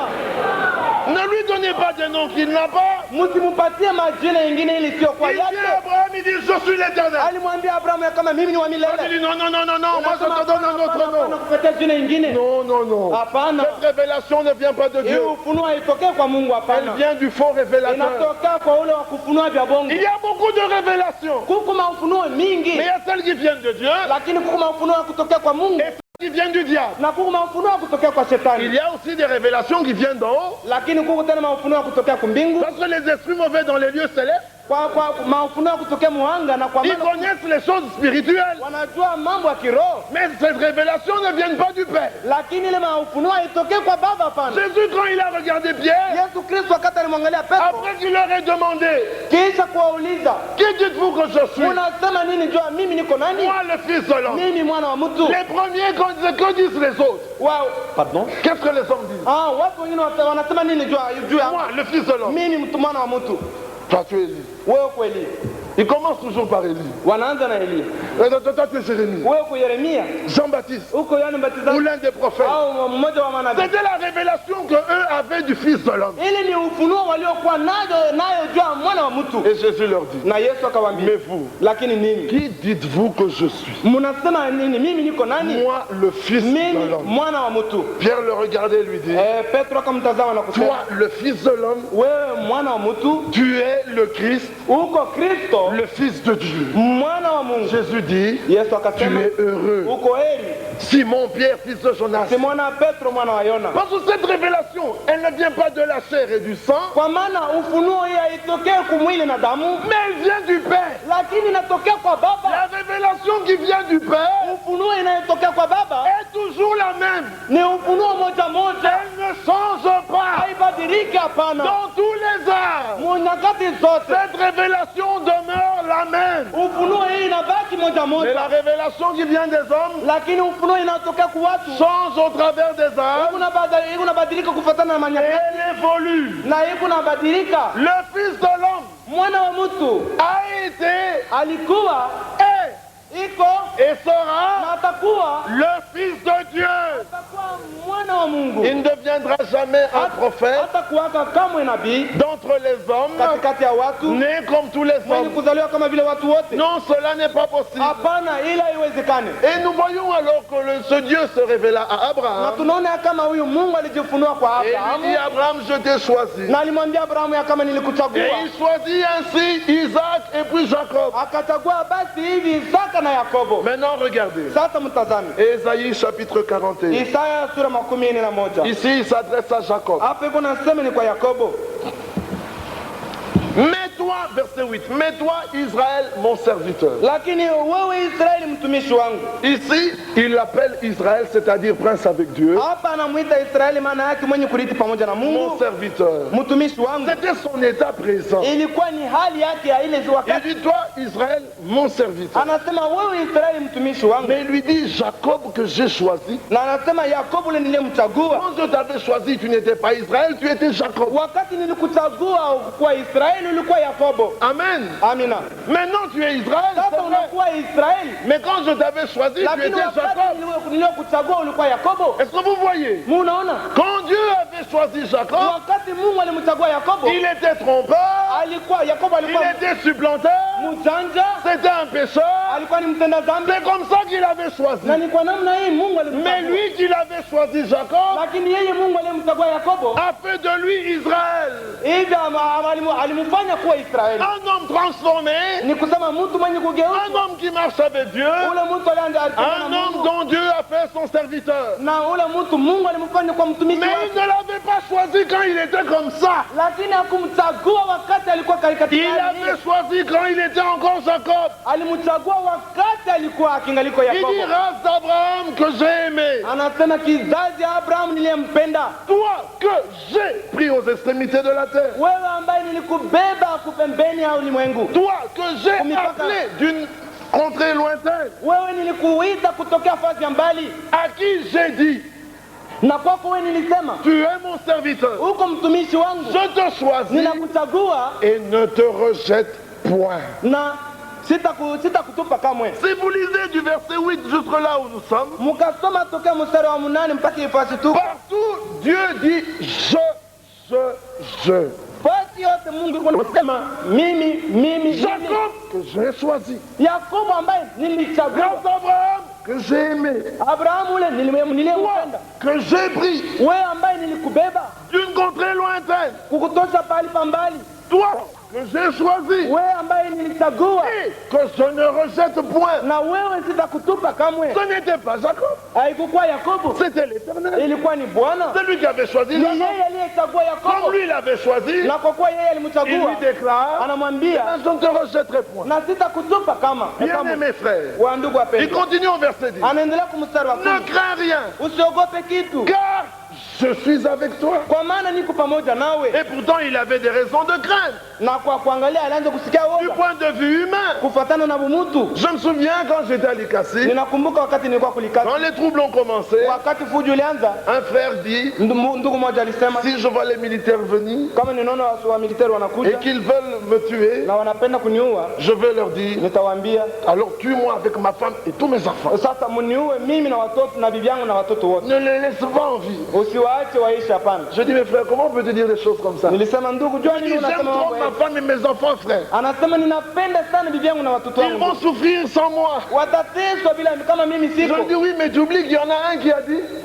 Nikamwambia kama ndio unasahau ya kama je suis le défenseur des veuves ule aliyesema mimi niko na kinga wa wasichana et le père des orphelins. na niko baba wa wale watoto Tu wana wa n'as pas baba. droit de vie sur eux.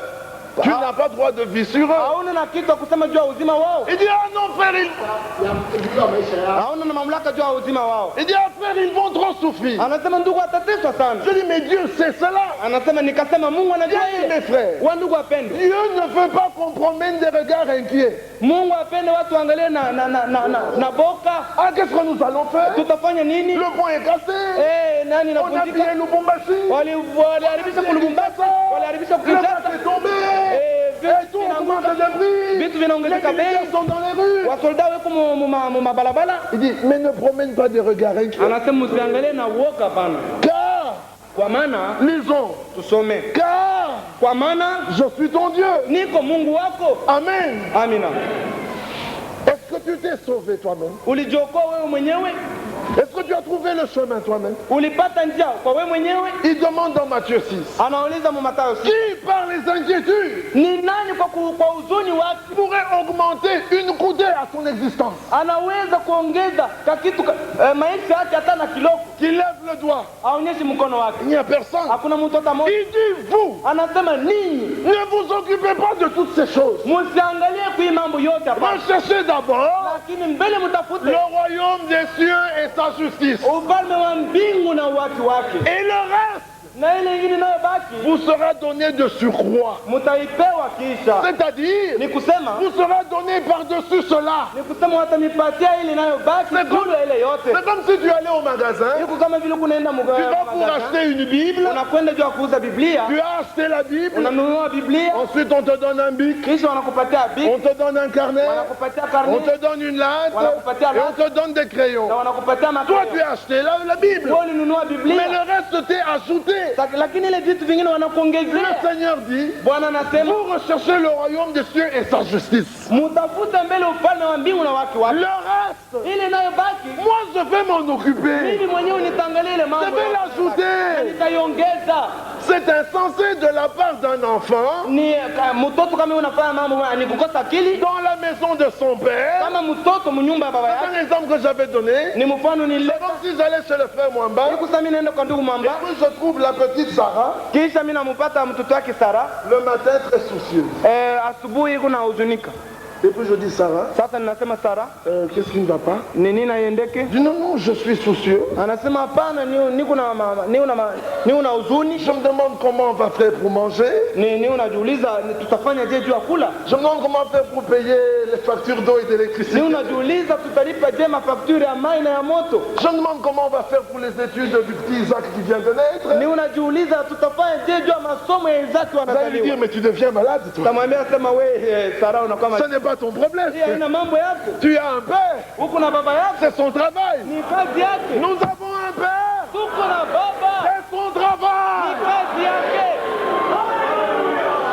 Ne promenez pas des regards inquiets, Msiangalie na kuhuzunika, car je suis ton Dieu. kwa maana mimi niko Mungu wako. Je te fortifie, Niko na kupatia nguvu, je te soutiens, niko na kukankamisha, je viens à ton secours. ninakuja juu ya kukusaidia. Si ils seront confondus, Muone wote watapata haya. vous comprenez comprenez, il ne faut pas s'occuper de toutes ces choses. Munaona kama haipasi kuangalia mambo ya hivi vitu vyote, Dieu qui nous a aimés, lakini Mungu aliyetupenda, Dieu qui nous a choisis, Mungu aliyetuchagua, lui-même il nous gardera yeye mwenyewe et il atatuchunga nous conduira jusqu'au bout. na atatuongoza mpaka mwisho. Notre devoir, Lakini mambo yetu c'est sisi de notre cœur ni moyo wetu aimer sa parole tupende et maneno chercher yake à lui être agréable. na tutafute namna ya kumpendeza. Le reste, Ile inayobaki lui s'en chargera. yeye ataangalia ile mambo yote, Il te nourrira, atakulisha, il te vêtira, atakuvika, il te gardera, atakuchunga il te na sanctifiera, il atakutakasa, te purifiera, il atakusafisha, te baptisera du Saint-Esprit. atakubatiza na Roho Si tu Mtakatifu. veux être un enfant Kama obéissant, unapenda kuwa mtoto mtiifu, Dieu fera ces choses. Mungu atafanya ile vitu vyote. Un jour, je vis une sœur qui vint me voir. Siku moja niliona dada moja alikuja Vous savez, elles se plaignent tout le temps que leur mari ne leur offre pas assez de vêtements. unaona wewe kuna lialia kila mara kama wa bwana wao hawapatie Ce mavazi, qui arrive en général. na ni ile kuna fika kwa watu wengi. Alors je lui dis, mes sœurs, ne vous inquiétez pour rien. Nilimwambia dada, kuna huzunika bure. Le Seigneur a dit, Bwana alisema femmes, habillez-vous avec pudeur wanawake muvaa kwa namna moja et heshima avec décence. na kwa namna inayofaa. Si tu n'as plus de vêtements, Kama una tena mavazi, dis au Seigneur, umwambie Bwana, Seigneur, tu as dit dans ta parole, Bwana ulisema katika neno on lako doit s'habiller comme ça, comme ça, comme ya ça. kama tunapasha kuvaa kwa namna hii, kwa Voilà, namna je hii. n'ai plus de vêtements. Sasa mimi sina na mavazi tena. Alors là, quand tu fais ta prière, Na wakati utaomba sois certaine ukuwe na hakikisho que si ta dernière blouse se déchire, ya kama ile blouse yako ya kumwisho kama inapasuka, ile ya avant que mwisho, tu sortes de la maison, mbele ya wewe kutoka mnyumba, Dieu t'en donnera une autre. Mungu atakupatia blouse nyingine, Parce qu'il veille sur sa parole. kwa maana Mungu iko na chunga, iko na sopa neno lake. Amen. Amen. Il a dit, soyez comme ceci. Alisema muwe hivi, Il dit, soyez saints, muwe watakatifu comme votre Père Céleste est saint. kama vile baba yenu wa mbingu ni mtakatifu. Quand tu dis, Père a dit, tu as dit, soyez saints. Wewe unasema baba ulisema kama muwe watakatifu. Alors je veux d'être saint. Sasa mimi napenda kuwa mtakatifu. Et tu essaies de te sanctifier. Sasa unajaribu kujitakasa Tu wewe n'y mwenyewe. arriveras pas. Hautaweza, hapana. Personne de lui-même Hakuna mtu hata mmoja kwa yeye ne mwenyewe pourrait se sanctifier anayeweza kujitakasa pour être agréable à Dieu. ili apate kumpendeza Mungu. Regardez, Mtazame, Dieu envoie Samuel dans la maison d'Isaïe Mungu anatuma Samueli mnyumba ya Isaya pour oindre un roi. juu ya kupakala mafuta Le mfalme. prophète leur dit, Nabii anawaambia sanctifiez-vous. mujitakase. Vous avez vu? Mliona? Et ils se sont sanctifiés. Na walijitakasa. David, lui, il était dans les champs. Daudi yeye alikuwa Il ne kumashamba, savait pas qu'un prophète était là. hawakujua kama nabii mmoja Il alikuwa ne pale. s'était pas sanctifié. Na Daudi Il hakujitakasa, était tout seul. lakini alikuwa Il na sentait les brebis. alikuwa na harufu Et ya il wanyama jouait de sa harpe. na alianza kupika Tous nzeze les yake. autres étaient saints. Wengine wote walikuwa wenye Ils kujitakasa, étaient tous très propres. walikuwa wasafi Et kabisa, ils étaient devant le prophète. na walikuwa mbele ya nabii. On cherchait un roi. Wanaanza kutafuta On nabii, arrive devant Eliab. wanafika mbele ya Eliya. Malgré sa sanctification, Hata vile alijitakasa, Dieu l'a rejeté. Mungu alimtupa Et Dieu pembeni, rejeta tout le monde na Mungu alitupa pembeni avec sa sanctification. na utakaso wao. Mais quand David venait, Lakini wakati Daudi dans alikuja leur sanctification, bila utakaso wao, Dieu dit, Mungu anasema c'est lui. ni yeye. Mais David, lui, Lakini Daudi yeye il se savait sale. aliona kama alikuwa mchafu, Il a vu tout cela. lakini aliona ile yote, On dirait qu'il y a une fête chez nous. alisema ikusaku ukaramu kwetu. Il dit, mais je ne suis pas assez Sasa fort. aliangalia mimi siko Et il voulait sawa, passer par la porte de derrière. alipenda kupita kumlango wa kumgongo, Mais la parole était venue pour lui. lakini neno lilikuja Bien juu aimés yake. frères, Wa ndugu wapendwa, ce n'est pas la parole qui nous a appelés. haina neno iliyotuita, Le message est venu pour nous. lakini ujumbe ilikuja juu yetu. Si nous n'étions pas là, Kama tungekuwa il n'y pale aurait pas eu de message. kupata kwa ujumbe. Amen. Amen. La Bible dit, Genèse 6, Biblia inasema katika Mwanzo sura Noé trouva grâce à Dieu ya kama Noa alipata neema mbele ya Mungu, et Dieu lui dit, na Mungu akamwambia fais une arche. fanya Vous safina. avez compris? Mnasikia? D'abord, Noé trouva grâce aux yeux de Dieu. Mbele Noa alipata neema mbele ya C'est Mungu parce que Dieu avait un peuple sur la terre kwa sababu Mungu alikuwa na kundi au watu qu'il a duniani. envoyé le Messie. Hivi basi alituma Masia. S'il n'y avait personne à sauver, Kama kungalikuwa mtu hata mmoja wa kuokoa, le Messie ne serait pas venu. Masia hakupata kuja. Hapana, Avez-vous compris? mnanisikia? C'est parce qu'il y avait un peuple qui devait être Ni sauvé kwa sababu kulikuwa kundi lilipaswa kuokolewa, que le Messie est venu. ndio kwa maana Masia alikuja. Si le Messie n'était pas venu pour sauver ce peuple, Kama Masia anga alikuja juu ya kuokoa ile ce kundi, peuple ne serait pas sauvé. ile kundi haikupaswa Qu'est-ce kuokolewa. que nous expliquons? Sasa tuko La nafasiria nini? profondeur appelle la profondeur. Upana ikunaita au kukokota C'est upana parce qu'il y wengine. avait un peuple à sauver Ni kwa sababu kulikuwa kundi moja ilipaswa que kuokolewa, le sauveur est venu. na ni kwa sababu ile mwokozi alikuja. C'est parce qu'il y a un peuple à sanctifier Ni kwa sababu kundi moja inapaswa que la kuitakasa, parole vient pour nous sanctifier. kwa sababu ile neno inakuja juu ya C'est kututakasa. parce que vous avez besoin de guérison Ni kwa sababu mnahitaji uponyeshaji. qu'il y a un Dieu qui guérit. Ni kwa sababu ile kuko Mungu C'est mmoja parce que vous anayetunza. avez soif de liberté Ni kwa sababu kwa maana muna hamu ya kuwa huru. qu'il y a un Dieu qui rend libre. Kuko Mungu anayefanya watu kuwa Tu huru. ne peux pas avoir un désir profond Hawezi kuwa na hamu kabisa kabisa au nom de Dieu ya kutokea kwa sans Mungu qu'il y ait un Dieu pour répondre à ce désir.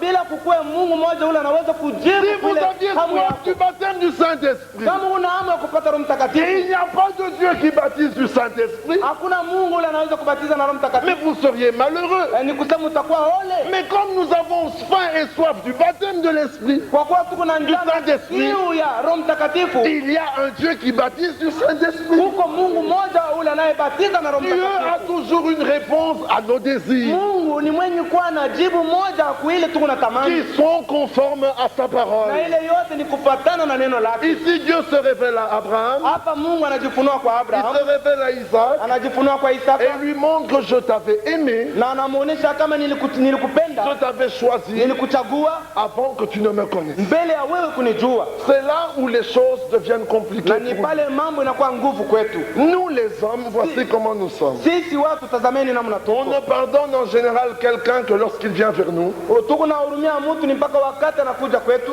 et qu'il fasse une repentance selon notre désir. na wakati anatubu kufuatana na vile tunapenda. Parfois même, nous sommes capables de dire à quelqu'un, Saa zingine tunaweza hata kumwambia mtu tu ne t'es pas bien repenti, je ne te pardonne pas. hakutubu mzuri, lakini sitakuhurumia. C'est comme ça que nous faisons. Ndio vile tuko nafanya. Toi, tu viens et tu demandes pardon comme ça, je ne te pardonne pas. Unakuwa kulomba pardon hivi, hapana, C'est comme ça que sitakuhurumia. nous nous faisons. Ndio vile tuko Mais nafanya, Dieu ne fait pas les choses. lakini Mungu afanye mambo kama hivi, Bien que nous devons nous repentir correctement. hata kama vile tunapaswa kutubu namna inayofaa. Lisons la Bible, je vais vous montrer ce passage. Tusome katika Galates Biblia 44. Wagalatia sura Oh, Ésaïe 44, Isaya 44 verset 21. mstari 21. Souviens-toi de ces choses, ô Jacob.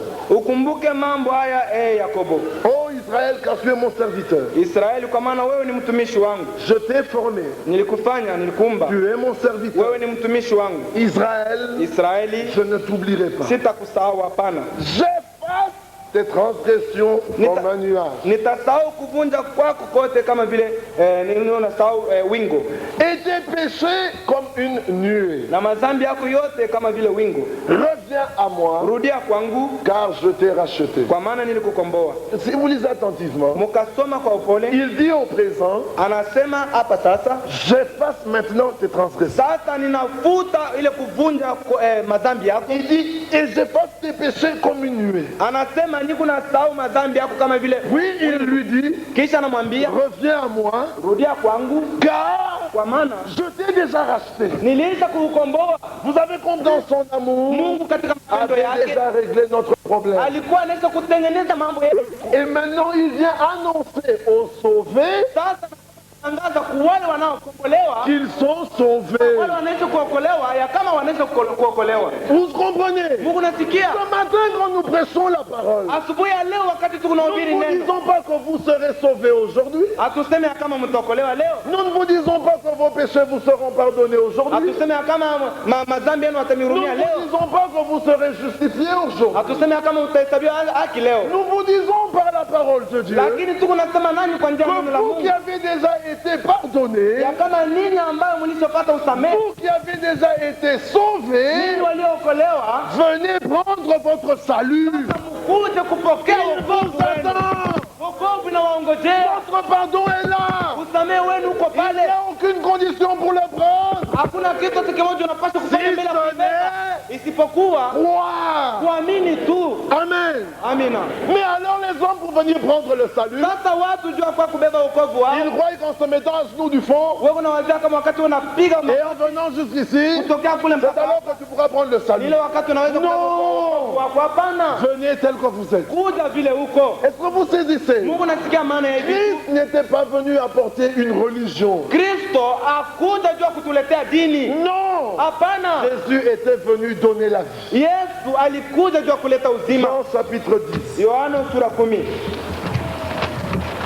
Il dit, Anasema verset 10, kumstari wa le voleur ne vient que pour dérober, égorger et détruire. mwizi kunakuja jua kuiba, kuua na kuharibu. Moi je suis venu Lakini mimi nilikuja afin que les brebis aient la vie ili kondoo zipate kuwa na et uzima qu'elle l'ait en abondance. na wapate kuwa na ile uzima wenye kuzidishwa. Et il dit au verset 15, Na anasema kumstari wa 15 comme le Père me connaît kama vile baba ananijua et comme je connais le na Père, kama vile mimi ninamjua je baba, donne ma vie pour mes brebis. ninatoa uzima juu ya kondoo zangu. Verset 18, Mstari wa 17, 18 17, le Père m'aime baba ananipenda parce que je donne ma vie kwa maana niko natoa uzima wangu afin de la reprendre. hivi ni ubebe tena uzima wangu. Personne ne me l'ôte, Hakuna mtu hata mmoja anaweza mais je la kuninyang'anya, donne de moi-même. lakini ninaileta kwa mimi J'ai le mwenyewe. pouvoir de la donner Niko na uwezo wa kuitoa et j'ai le pouvoir de la na reprendre. niko tena na uwezo wa Tel kuibeba. est l'ordre que j'ai reçu de mon Père. Ni hii niliyopokea kama vile angizo kutokea kwa baba yangu. Jésus n'était pas venu donner une religion. Yesu hakuja juu ya kuleta dini, Il hapana. n'était pas venu commencer une religion. Yesu hakuja juu ya kuanza dini moja, Il était venu donner la vie au monde qui était sans vie. lakini Yesu alikuja juu ya kuleta uzima kwa wale watu ambao hawakuwa na uzima, Et hapana. aux hommes qui ne cherchaient même pas la vie. Hata kwa ile manafsi ambayo haikuanza hata kutafuta uzima, Lui, il a donné la vie avant que nous commencions même à la désirer. lakini yeye alitupatia uzima mbele ya kuwa na hamu yenyewe ya kupata Il uzima. a dit, j'ai le pouvoir de donner ma vie Alisema niko na uwezo wa kutoa uzima et wangu, j'ai le pouvoir de la reprendre. niko tena na uwezo wa kuweza kuibeba. Pilate n'avait pas compris cela. Na Pilato kusikia ile hapana. Dans Jean chapitre 19, Katika Yohana sura au 19 verset 9, kumstari kenda il rentra dans le prétoire akarudia pahali pa et uwanja. Pilate dit à Jésus, d'où es-tu? Pilato akamuuliza Yesu, uko wapi? Jésus ne lui donna point de réponse. Lakini Yesu akamjibu hapana. Pilate lui dit, Pilato akamwambia, est-ce à moi que tu ne parles pas? ni kwangu mimi huku nafunga kinywa bila Ne kusema? sais-tu pas que j'ai le pouvoir de te crucifier Haujua kama niko na uwezo wa et que kukusulubisha j'ai le pouvoir de te relâcher? na niko tena na uwezo wa kuweza Jésus kuachilia? répondit, non, non, non, non. Yesu alijibu hapana, Tu hapana. n'aurais sur moi aucun pouvoir. Haungekuwa na uwezo hata mmoja Il juu ne yangu t'avait été donné d'en haut. kama ile uwezo haikutokea kumbingu. Jésus avait livré lui-même sa vie. Yesu alitoa yeye mwenyewe uzima wake.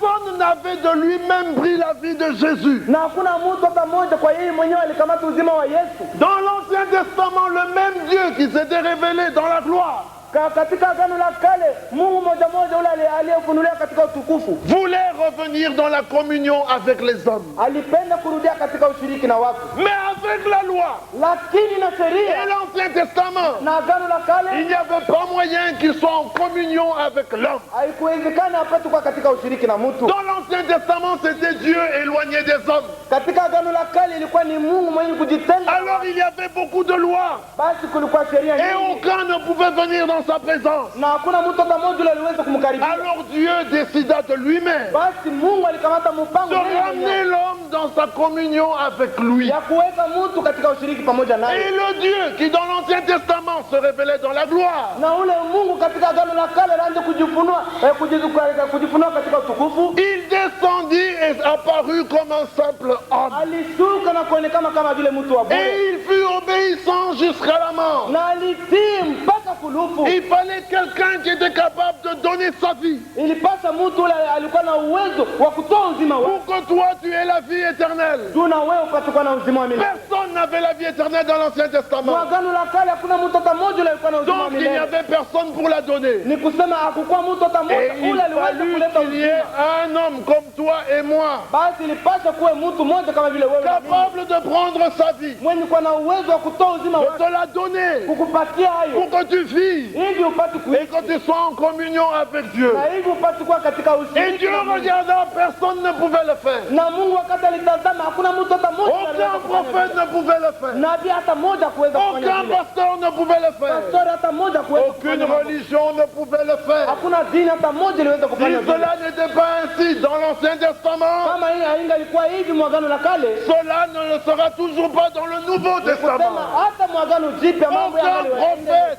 pasteur, Nabii hata moja au pastori, religion mtu wa dini ne pourrait donner à un homme la vie. hakuweza kuleta uzima kwa Aucune mtu. doctrine Hakuna mafundisho hata n'est moja capable de racheter l'homme. inayoweza kukomboa L'homme mtu. avait besoin de vie. Mtu alihitaji Les uzima. hommes, quand ils vont dans les religions, ce qu'ils veulent, c'est la vie. Watu wakati wako naenda madini ile wanapenda ni Mais uzima, les hommes leur donnent des lois lakini watu kuna wapatia par masheria lesquelles ils croient arriver à la vie. na kwa njia ile masheria wanawazia kama huko na Et les hommes se perdent. na watu kunapotea. Comme un homme disait à un Kama autre, vile mtu mmoja alianza il kuambia avait rafiki yake prêché yale akisha kuhubiri et les gens pleuraient. na watu walianza Et il y kulia. avait un homme qui avait beaucoup pleuré là au fond de la salle. Mwisho kulikuwa mtu alilia Et sana lui il dit, j'ai bien prêché. na yeye alisema nilihubiri Et à la fin mzuri, de la réunion, l'homme continuait toujours à pleurer. na kumwisho wa makutano mtu aliendelea kulia. Et il alla lui dire, mais mon frère, pourquoi pleures-tu? Alikwenda kumwambia ndugu yangu, Il jua dit, nini oh, unalia? pasteur, Anasema yeye tu as pastor, bien décrit le péché. ulionyesha vizuri dhambi, Tu as très bien décrit le péché. ulionyesha mzuri Et kabisa. je pleure à cause de mon péché. Na nini unalia juu ya Et le dhambi? pasteur lui dit, mais pourquoi n'arrêtes-tu pas? Anasema kwa Pourquoi n'arrêtes-tu pas de pleurer? jua nini au nyamaze? Il dit, parce que pasteur, Anasema ni tu as si bien décrit le péché, namna ulionyesha dhambi ilikuwa mais mzuri, tu ne m'as pas montré comment en être débarrassé. lakini haukunionyesha namna gani nilipaswa kuacha ile C'est dhambi. pour ça que je suis malheureux. Ndio kwa maana mimi niko Je ne sais mtu pas waovu. comment faire pour m'en débarrasser. Sijua namna ile nitafanya juu niache Vous avez dhambi. compris? Mnasikia? La loi nous montre le péché. Sheria iko natuonyesha La dhambi. loi est sainte. Sheria ni takatifu. Le commandement est bon. Ile agizo iko mzuri. Mais moi, Lakini mimi je suis voué au péché. mimi ninatolewa kudhambi. Ce dont j'ai besoin, Ili ninahitaji c'est le moyen d'en sortir. ni namna ya kutoka hamo. Quand je viens, Wakati ni c'est unakuja parce que je sais que le péché est là. ni kwa sababu ninajua Mais je kama voudrais en dhambi iko. sortir. Na ninapenda kutoka Alors lui, il dhambi. est monté à la chair. Sasa yeye alipanda Tu vas, oui, c'est vrai.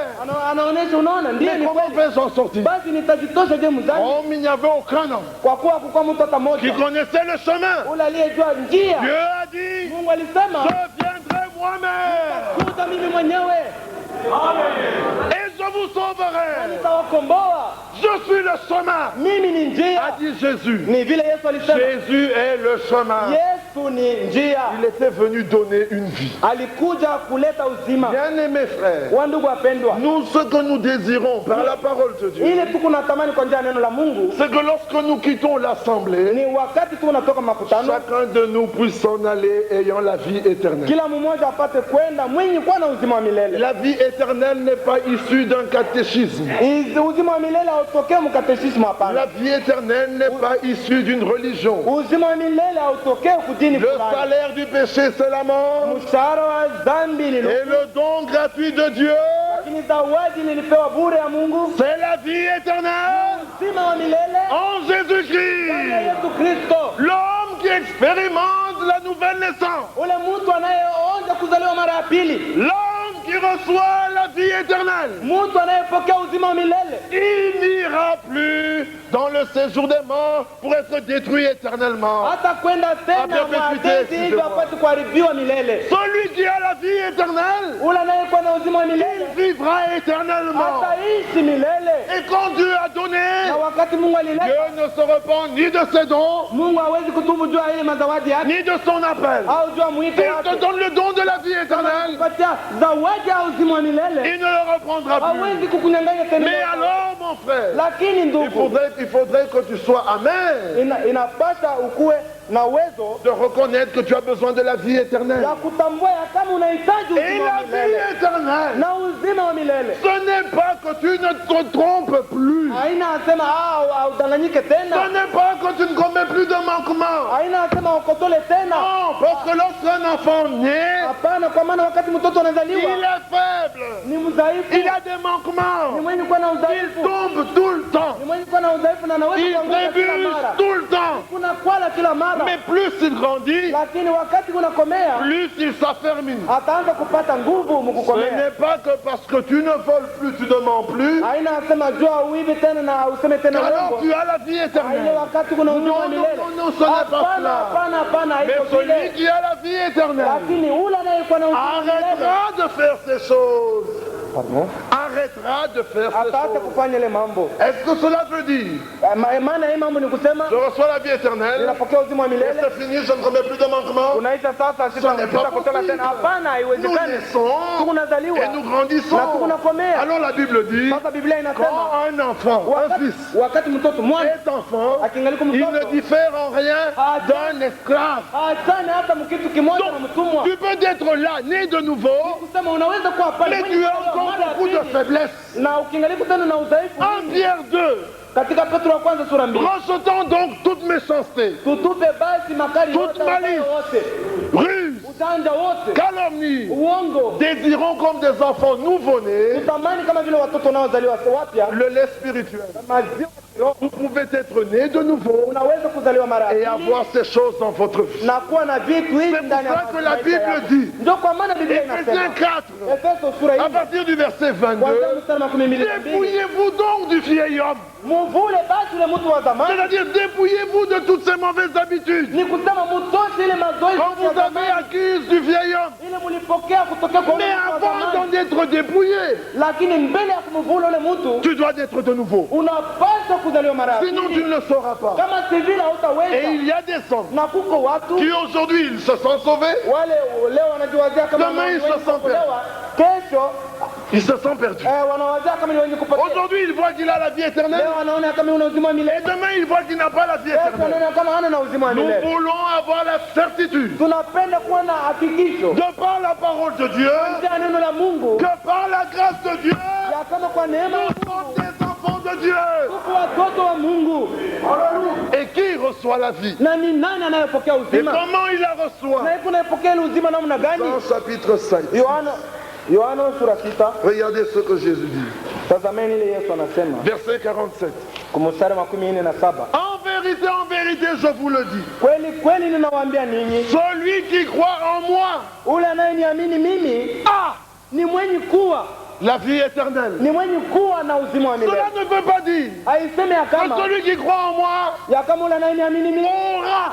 atakuwa na. Non. Hapana, Celui qui croit en ule moi, anayeniamini mimi il atapata. a, Ni mwenye kuwa là où il est, pale il iko a la vie éternelle. mwenye kuwa na uzima wa milele. Pourquoi? Jua nini? Jean 5, 24. Yohana 5 mstari wa Celui qui écoute 24. ma parole. Ule anayesikia neno Ça langu. ne veut pas dire celui qui entend du bruit. Haisemi ya kama ule mwenye kusikia makelele. Non, c'est-à-dire celui qui l'écoute, qui l'accepte, qui la comprend, qui la Hapana, ni reçoit. kusema ule mwenye kusikia, mwenye kuitika, ule mwenye kuitikia maana. Celui qui écoute, Ule anayesikia, qui l'accepte, mwenye kuitika, qui la reçoit dans son âme, anayepokea ndani ya même nafsi s'il ne yake. comprend pas tout. Hata kama asikie mambo yote, Celui-là ule qui écoute ma parole anayesikia neno et langu qui croit à celui qui m'a na envoyé, anayemwamini ule aliyenituma il a, ni mwenye kuwa na. là où il est, Pale iko il a la vie ni éternelle. mwenye kuwa na uzima wa milele. Amen. Amina. Et la vie éternelle, Uzima wa milele c'est la vie de Christ. ni uzima wa Kristo, Celle qui ne finit point, ila haimaliziki, celle qui n'a pas de commencement. haina na mwanzo C'est la wala vie qu'il était venu donner. ni uzima alikuja C'est kuleta. ça la nouvelle naissance. Hii inayokuwa kuzaliwa mara ya pili. Sans nouvelle naissance, Bila kuzaliwa mara ya tu ne pili peux pas avoir la vie éternelle. hauwezi kuwa na uzima wa Et milele. Nicodème avait beaucoup de connaissances. Na Nikodemo alikuwa na kujua sana, Comme aujourd'hui nous avons beaucoup de kama connaissances. vile leo tuko na kujua On sana. connaît toutes les brochures de Frère Watu Branham. wanajua mabroshuri yote, On connaît les sceaux. watu wanajua On mihuri, connaît les arts. wanajua On manyakati, connaît ceci. wanajua hivi, Et on connaît cela. wanajua Mais ile, on n'a pas la vie éternelle. lakini watu wana na Alors uzima wa Nicodème vint milele. vers Jésus. Basi Nikodemo akamsogelea Et il Yesu dit, na kumwambia, Maître, Bwana,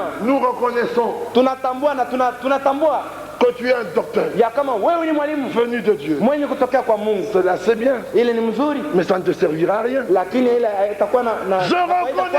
Ninatambua Car Dieu a envoyé un prophète. ya kama Mungu alituma Frère nabii. Branham, Ndugu Branham, c'est bien, ni mzuri, mais ça ne sert à rien. lakini ile haina Il y faida. a autre chose que Dieu veut. Kuko kitu kingine kila Mungu anapenda. reconnais. Ninatambua Très franc, ndugu Frank, un serviteur formidable. mtumishi wa Dieu l'a ajabu, appelé. Mungu alimuita. C'est bien, Ile ni mzuri, mais c'est pas ça que Dieu vise. lakini haina ile Mungu unatafuta, Ce n'est pas ça. haina ile. Cela est bien. Ili ni mzuri, Mais Dieu veut plus. lakini Mungu anapenda kitu kingine kile mzuri Reconnaître un zaidi. ministère, Kutambua utumishi c'est recevoir ni kupokea ce que cet homme vous dit de la part ile de ule Dieu. mtu anakuambia kutokea neno la Mungu. Voilà ce que Dieu veut. Ni ile Mungu unatafuta. Et il dit à Jésus, Na anamwambia, anasema nous kwa hiyo, avons vu tuliona que tu es un docteur. ya kama wewe ni Dieu mwalimu de Dieu. wa mwenye kutoka Car kwa personne Mungu. ne peut faire les miracles que tu fais. Kwa maana kuna mtu hata mmoja anaweza kufanya Si Dieu miujiza n'est pas kunafanya avec lui. kama Mungu hayuko pamoja na ule mtu. Jésus lui dit, Yesu akamwambia, si tu ne nais de nouveau. kama uzaliwe mara ya pili. Vous avez compris? Mnasikia? Le principal, Ile mambo lazima c'est être de ni nouveau. kuzaliwa mara ya pili. Si tu ne nais de nouveau, Kama uzaliwa mara ya tu ne pili, peux pas voir le royaume. hauwezi kuona ufalme wa mbingu. Il dit, ah mais comment donc? Anasema ni namna gani? Comment un homme Namna gani peut-il mtu naître encore de anaweza nouveau? tena kuzaliwa mara S'il est nyingine? vieux. Kama nisho Moi j'ai écrit le message depuis 8 ans. mimi naishi kuamini uzima ujumbe tokea miaka 8. Mais oui, Ndio, toi tu peux l'avoir cru depuis 8 ans. unaweza kuamini tokea miaka Et 8. l'autre peut être venu ici ce matin. Na mwingine anaweza kuja Lui il kuja repart leo. avec la vie éternelle. Yeye anarudia na Et uzima toi wa tu milele. restes dans ta Na wewe religion. unabakia mdini yako. Ah oui, Ndio, Dieu ne va pas glorifier les années dans le message. Mungu hatatukuza wingi wa miaka mujumbe. Ah non, Hapana, il a ses règles. ni mwenye kuwa na masheria Et yake. celui qui accomplit et qui marche dans ses voies, Na ule anayetembea mkufatana na c'est na celui-là mandato que yake. Dieu agrée. Ni ule Mungu, ni ule mtu Mungu yuko naitika. Amen. Amina. Jésus lui répondit, Yesu akamjibu, en vérité je te le dis, kweli kweli si ninakwambia, un homme non né d'eau et d'esprit, kama mtu azaliwa il kwa ne maji na peut kwa pas roho, entrer dans le royaume. hawezi kuingia muufalme. Le droit d'entrer au royaume, Ile kuna inaweza kukuingiza muufalme c'est la nouvelle naissance. ni kuzaliwa kwa mara ya pili, Naître d'eau et d'esprit, kuzaliwa kwa maji na kwa roho, c'est-à-dire de la parole et de l'esprit. kusema kuzaliwa kutokea neno L'esprit na doit roho, vivifier la parole na roho inapaswa kuleta nguvu kuneno. que vous devez recevoir dans l'âme Mnapaswa kuipokea ile yote ndani ya nafsi afin que la vie saillisse. mbele ya uzima kuonekana. Et alors Nicodème ne comprenait toujours pas. Basi Nikodemo akaanza Verset kusikia 9. kumstari wa kenda. Nicodème lui dit, Nikodemo mais akamwambia, maintenant cela j'ai entendu. sasa ile mimi naisikia, Comment cela peut-il se faire? basi inaweza kufanyikana namna gani? Parce qu'il fallait un moyen. Kwa maana Nicodème avait bien compris. Il dit, ah, moi je suis d'accord. Moi je veux la nouvelle naissance. Mais comment cela peut-il se faire? basi ile inaweza kufanyikana je? Jésus lui dit, Yesu akamjibu, tu es le docteur en Israël wewe ni mwalimu Mwisraeli et tu ne sais pas ces choses. na ujue mambo haya. Toi, un connaisseur du message, Wewe mwenye kujua tu ne sais ujumbe pas ces choses. haujue vipi? Ah oui mon frère. Ndiyo ndugu yangu, Jésus lui dit, Yesu akamwambia, en vérité je te le dis, kweli kweli ninakwambia, nous disons ce que nous tuko savons. nasema ile tunajua Ah, et nous rendons témoignage de ce que nous avons vu. na tuko nashuhudia ile tuliona. Verset 13. Kumstari wa 13, Personne n'est monté au ciel, hakuna mtu hata mmoja alipanda si mbinguni ce n'est celui qui est descendu du ciel, isipokuwa ule alishuka kutokea mbingu, le Fils de l'homme qui est dans le ciel. mwana wa mtu anayekuwa Il n'y mbingu. a jamais eu dans l'Ancien Testament de Fils de Dieu dans le ciel. Hakuja kuwaka mwagano la kale watoto wa Mungu, Le Fils de Dieu dans le ciel. mwana wa Mungu mu mbingu, Et le Fils de Dieu n'est pas descendu du ciel. na mwana wa Mungu akushuka tokea mbingu. Celui qui est descendu du ciel, c'est le Fils de l'homme. Ule aliyeshuka tokea mbingu ni mwana wa Mungu, Lui qui était dans le ciel. yeye ambaye alikuwa Mais le mbingu, Fils de Dieu n'est pas descendu du ciel. lakini mwana wa Mungu akushuka tokea Le mbingu. Fils de Dieu est né à Bethléem. Mwana wa Mungu alizaliwa ku Le Bethlehemu. Fils de Dieu a été engendré là-bas à Nazareth. Mwana wa Mungu alimzaa kule ku Nazareti, Et il est né à Bethléem. na alizaliwa ku Bethlehemu, Et il a marché. na alitembea, Et il est venu. Et alikuja, il a reçu le baptême du Saint-Esprit. na alipokea ubatizo wa Roho Mtakatifu, Après son baptême dans l'eau au Jourdain. kisha ubatizo wake mu maji ku Mais Yordani. le Fils de l'homme, Lakini mwana wa il était mtu descendu yeye alishuka, du ciel. alishuka toka mbingu. Amen. Amina. Bien-aimés frères, Wandugu wapendwa, nous ne croyons pas à un Fils de Dieu préexistant dans le ciel. hatuamini kwa mwana wa Mungu, wa mwana wa Mungu ule aliyeishi mbele mu mbingu, Et nous-mêmes, nous n'avons pas préexisté dans l'éternité en tant qu'âme individuelle. na sisi wenyewe hatukuishi katika milele kama vile nafsi Nous na watu, étions dans la pensée de Dieu. lakini tulikuwa muwazo la Mungu, Seul Dieu était seul dans l'éternité. na Mungu alikuwa peke yake katika Il n'y milele. avait pas un Fils de Dieu avec lui. Hakukuwa mwana wa Mungu pamoja Il n'y naye, avait personne avec lui. na hakukuwa mtu hata moja pamoja naye, Il était seul. lakini alikuwa peke yake. Amen. Amina. Mais le Seigneur de La- l'Ancien Testament, Lakini Bwana wa agano la kale, le Jéhovah de l'Ancien Testament, ule Yehova wa agano la kale, celui qui est descendu dans le ni nouveau. ule aliyeshuka ndani la agano jipya. Alors Paul dit Na hivi Paulo dans anasema 1 Corinthiens chapitre 8, katika Katika Wakorinto wa kwanza sura yake 8 nous sommes au verset 6. tuko kwa mstari wa 6 Là, il s'écrit, na pale anasema, commençons oui, verset 6. tutaanza kwa mstari wa 6. Néanmoins pour nous, Lakini kwetu il n'y a qu'un seul Dieu, kuna Mungu moja tu, le Père. Baba. Il n'y a pas un seul Dieu, Hakuna Mungu moja tu, le Fils. Mwana. Non, Hapana. il n'y a qu'un seul Dieu, Kuko Mungu moja tu, le Père. Baba. Amen. Amina. De qui viennent toutes choses Na kwa Baba kunatokea et vitu pour qui vyote. nous sommes. Na sisi tuko juu ya Et Baba. un seul Seigneur, Na Bwana mmoja tu, Jésus-Christ. Yesu Kristo. Nous ne prêchons pas Jésus Tuhubiri Yesu comme Père. kama vile Baba. La foi dans le Père ne sauve pas. Imani ndani ya Baba haiokowi, hapana. La foi dans le Père ne transforme pas. Imani ndani ya Baba haigeuze mtu, hapana. Et nous ne prêchons pas Jésus comme Père. Na sisi hatuhubiri Yesu kama vile Baba, hapana. Jésus est notre frère. Yesu ni ndugu yetu, Il a un Père. ni mwenye kuwa na baba. Il a été engendré. Alikuwa na baba na walimzala. Non, engendré. Ésaïe 45. Walimzala. Ésaïe 45. Isaya 45. Nous sommes au verset 9. Tuko kwa mstari wa 9. Malheur à qui conteste avec son créateur. Ole kwa ule kuna bishana na muumbaji wake. Vase parmi les vases de terre. Vyombo katikati ya vyombo vyote vya dunia. L'argile dit-elle à celui qui la façonne, que fais-tu? Chungu inaweza kumwambia ule alimfanya kama unajua nini unifanye. Et l'œuvre dit-elle à l'oublié, tu n'as point de main. Na ile kazi itamwambia ule mwenye alifanya sema. Malheur à qui dit à son père, ole kwa ule kuna mwambia baba yake. pourquoi m'as-tu engendré? Unajua nini ulinizala? Non.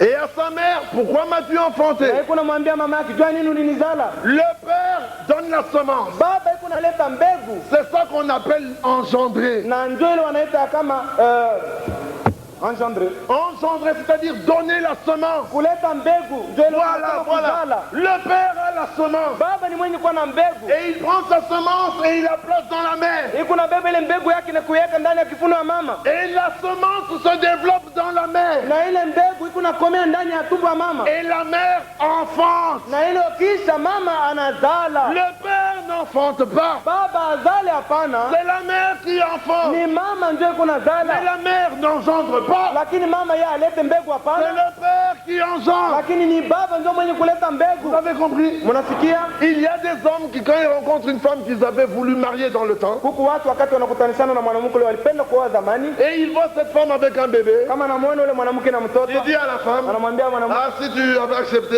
kama uliitika tu cet enfant serait notre enfant. ule mtoto alipaswa kuwa mtoto Ce wetu. n'est pas vrai. Ili si kweli, hapana. Ce n'est pas vrai. Hii mambo ni ya bongo. Même si mon père avait épousé une chinoise, Hata kama baba yangu alitaka kuoa mtu mwanamke wa mshini, je serais né. mimi nilipaswa kuzaliwa. Mais peut-être que je serais plus court, Saa zingine nilipaswa kuwa mfupi zaidi. avec des yeux bridés, Na tumamacho twa un hivi peu jaunâtre, mwenye kuwa saa avec des cheveux différents. na nyele ya kulala, mais je n'étais pas dans les reins de ma mère. lakini mimi sikuwa mkifuna mama yangu. Hébreux chapitre 7, Waebrania sura 7. Lévi payait la dîme Lawi alilipa chekumi quand il était dans les reins de son père Abraham. wakati alikuwa mkifuno ya baba yake Abrahamu. Lévi n'était pas dans les reins de Sarah. Levi hakuwa mkifuno ya Sara, Il hapana, était dans les reins d'Abraham. lakini alikuwa mkifuno ya Abrahamu. Le père engendre, il donne la semence. Baba yuko naleta mbegu Et Jésus a été engendré. na Yesu walimpatia mbegu. Il y a eu une semence. Kulikuwa mbegu Et moja la semence, na ile mbegu elle a toute la nature du père. ni yenye kuwa na hali yote ya baba. Adam n'avait pas eu de semence. Adamu hakuwa na mbegu, hapana, Il avait été créé. kwa kuwa walimuumba. C'est pour cela qu'il a pu tomber. Ndio kwa maana alianguka, Il n'était pas sorti de Dieu. hakutoka mara moja kwa Il Mungu, n'avait hapana, pas la même nature que Dieu. hakuwa na hali moja moja kama vile Mais Mungu. Jésus, Lakini il yeye a été engendré. walimtoa kama Il vile est sorti de Dieu. alitokea kwa Mungu. Il avait la même nature que Dieu. Alikuwa na hali moja moja ya Pour Mungu. cela Kwa maana qu'il ne pouvait pas pécher. huwezi kufanya dhambi. Amen. Amen.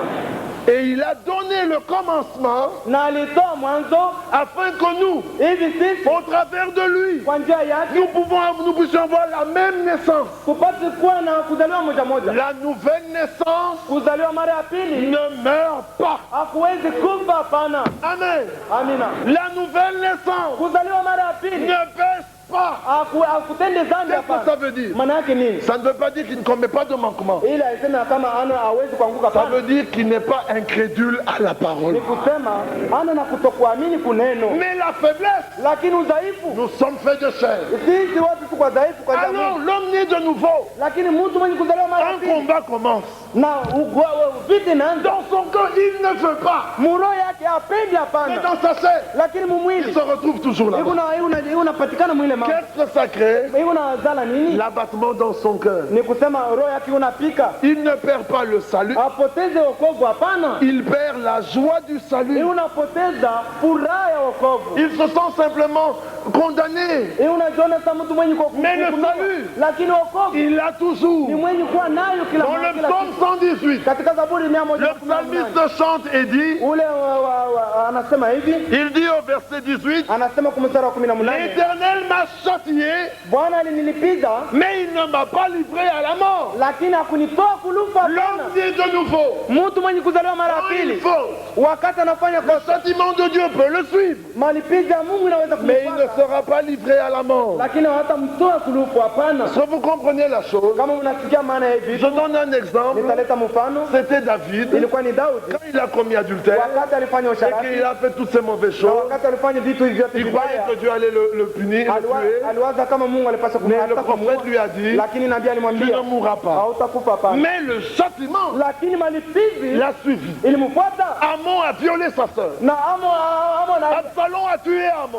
alitembea usharati L'épée n'a pas quitté sa maison. na upanga wa kutoka mnyumba yake. Nous pouvons commettre des manquements. Tunaweza kufanya makosa fulani, Mais bien-aimés frères, lakini wandugu wapendwa, laissez-vous corriger par la parole mtaachilie neno waongoze na kuwasaidia sans mtembee attendre le châtiment. bila kuongojea malipizi. Parce que même quand tu commets une faute, Kwa maana hata wakati unafanya par kosa, exemple une femme mariée commet adultère, saa zingine, kwa mfano kama c'est quelque chose que l'Écriture condamne. ni kitu andiko inakataza, Dieu peut pardonner, Mungu anaweza kurumia elle est sauvée, na kuokoa, mais le châtiment va suivre. lakini malipizi, Son mari peut refuser de la prendre.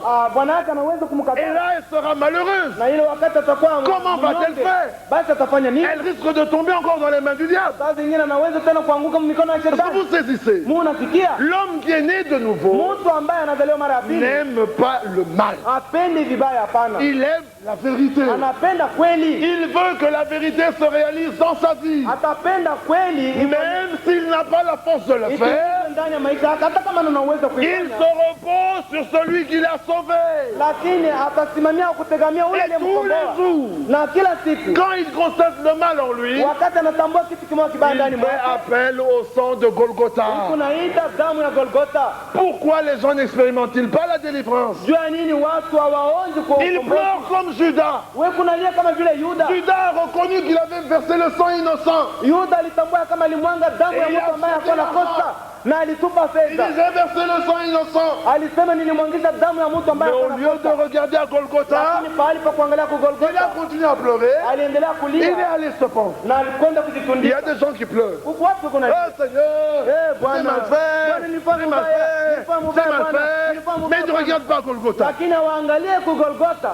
Ils ne regardent pas Golgotha. Hawaangalie ku Golgotha. Qu'est-ce qui se passe? Basi ni nini Il semble unapita? avoir un peu la paix Wewe kunapata salama kidogo parce qu'il a accompli sa religion. kwa maana alitimiza mambo ya dini Mais le yake, moindre petit problème, na wakati kuna magumu la fulani condamnation revient. hukumu inarudi Là dans ton cœur. muro yako. Mais l'homme qui pleure Lakini mtu et qui anayelia regarde à Golgotha, anaangalia ku Golgotha, il a la paix avec Dieu.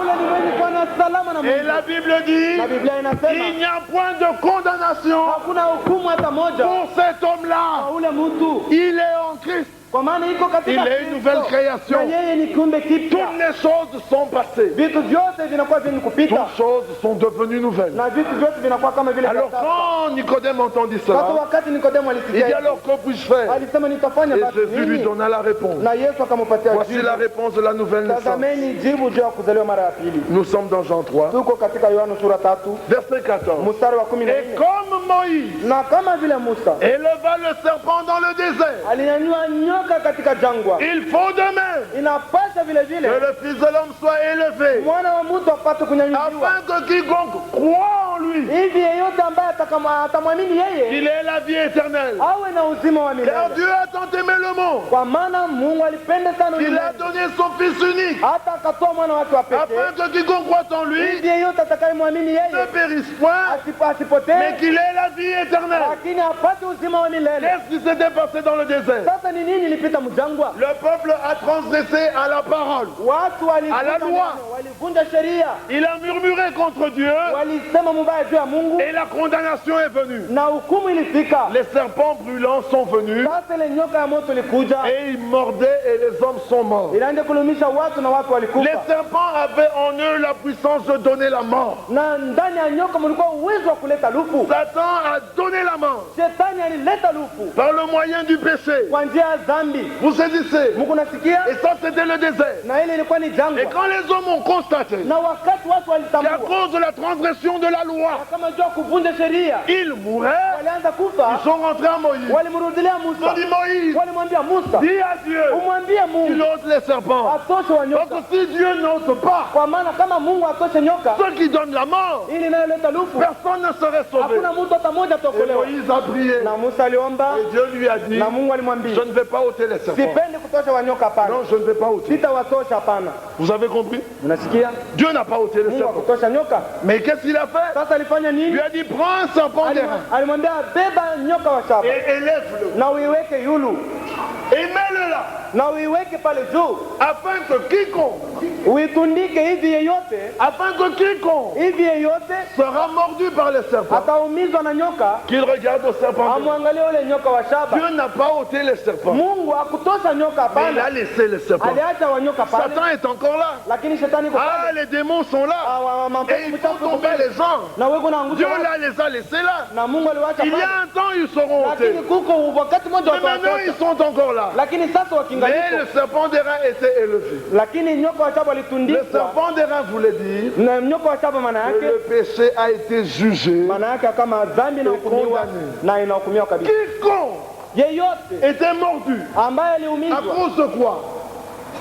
À cause de la transgression à la loi. juu ya kuvunja sheria, À cause du péché. juu ya dhambi, Quiconque était mordu, yeyote aliumizwa. il regardait à la croix, au serpent d'airain. Wakati anaanza kuangalia kule nyoka wa shaba, Il était guéri. anaanza kuponyeshwa. Mes frères, Wa ndugu, si maintenant toi tu t'estimais plus religieux que tout le monde, kama sasa wewe unajiwazia kuwa mtu wa kidini kupita wengine, le serpent te mord, na nyoka nakuumiza, tu fais un garrot unafunga et tu cours na unakimbia, chez Moïse unakwenda kwa Musa pour que ta religion soit bonne.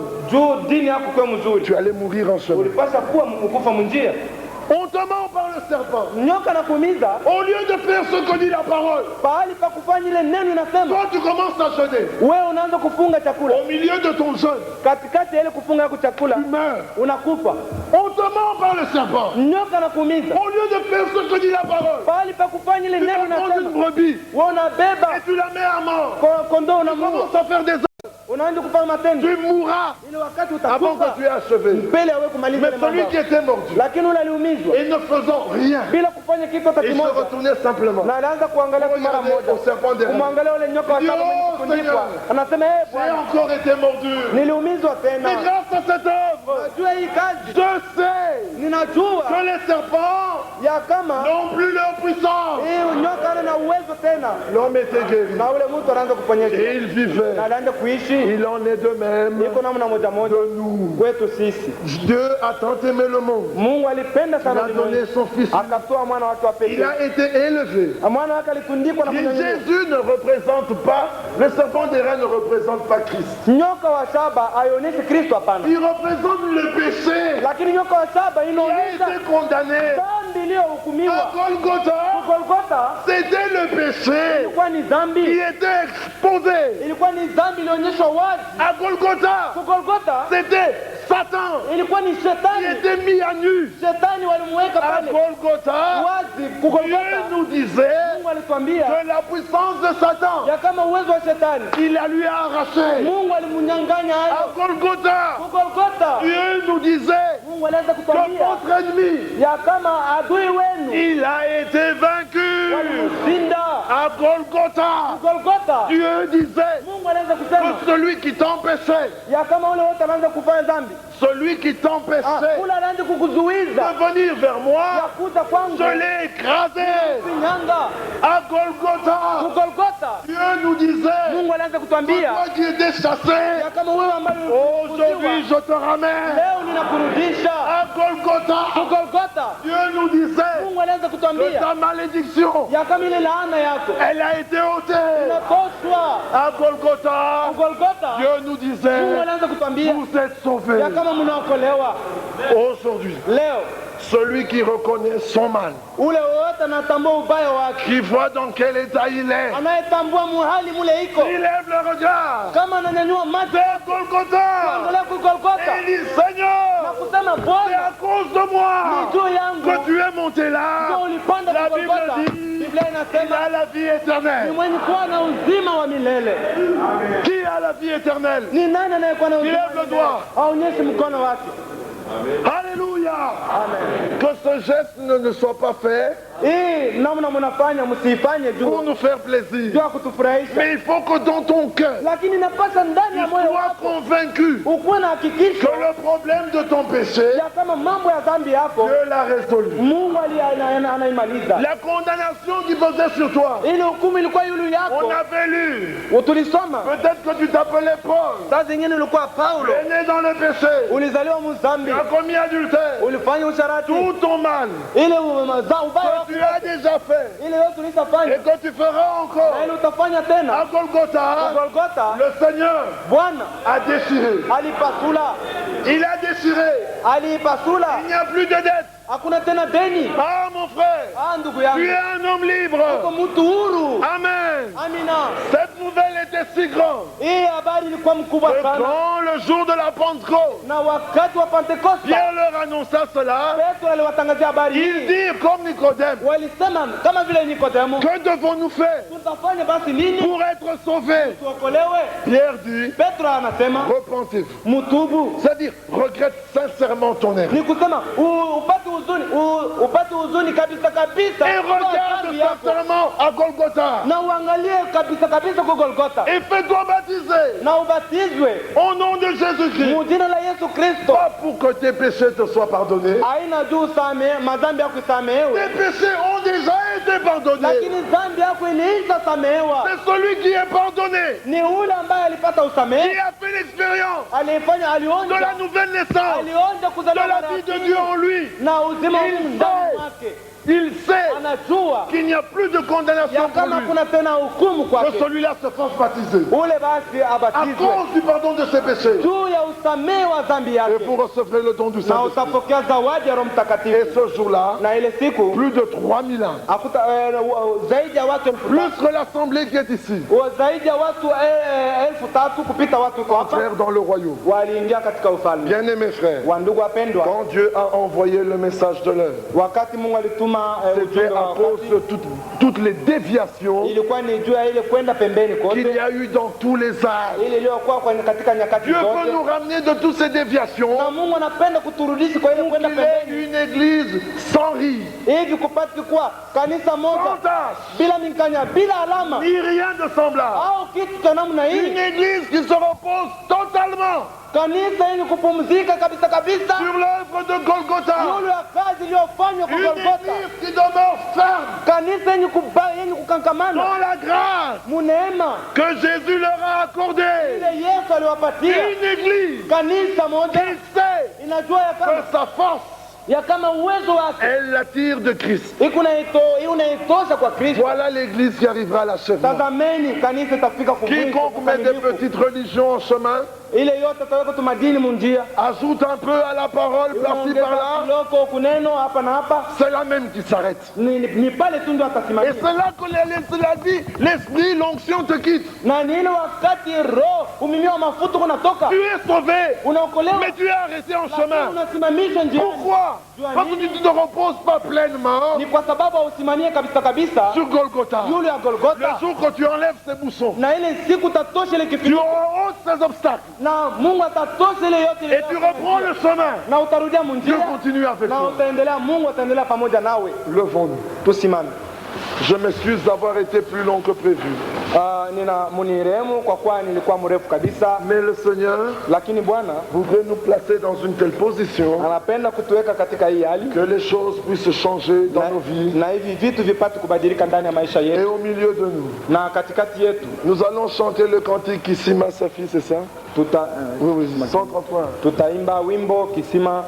Oui, nous allons toute l'assemblée, nous allons chanter ensemble. Na makutano yote mzima tutaimba Et pamoja nous allons tourner nos regards vers cette croix. na tutaangalia kumsalaba, Parce que ce que Dieu veut, kwa maana ile Mungu anapenda c'est que nous soyons à genoux au pied de la ni croix. sisi tuwe mumagoti chini ya msalaba. L'Église Kanisa a une position particulière. ni yenye kuwa na hali moja ya upekee. Nous sommes à genoux Tuko mumagoti au pied de la croix. kumikulu ya msalaba, Mais nous sommes assis lakini tuko wenye kukaa au pied de Jésus-Christ.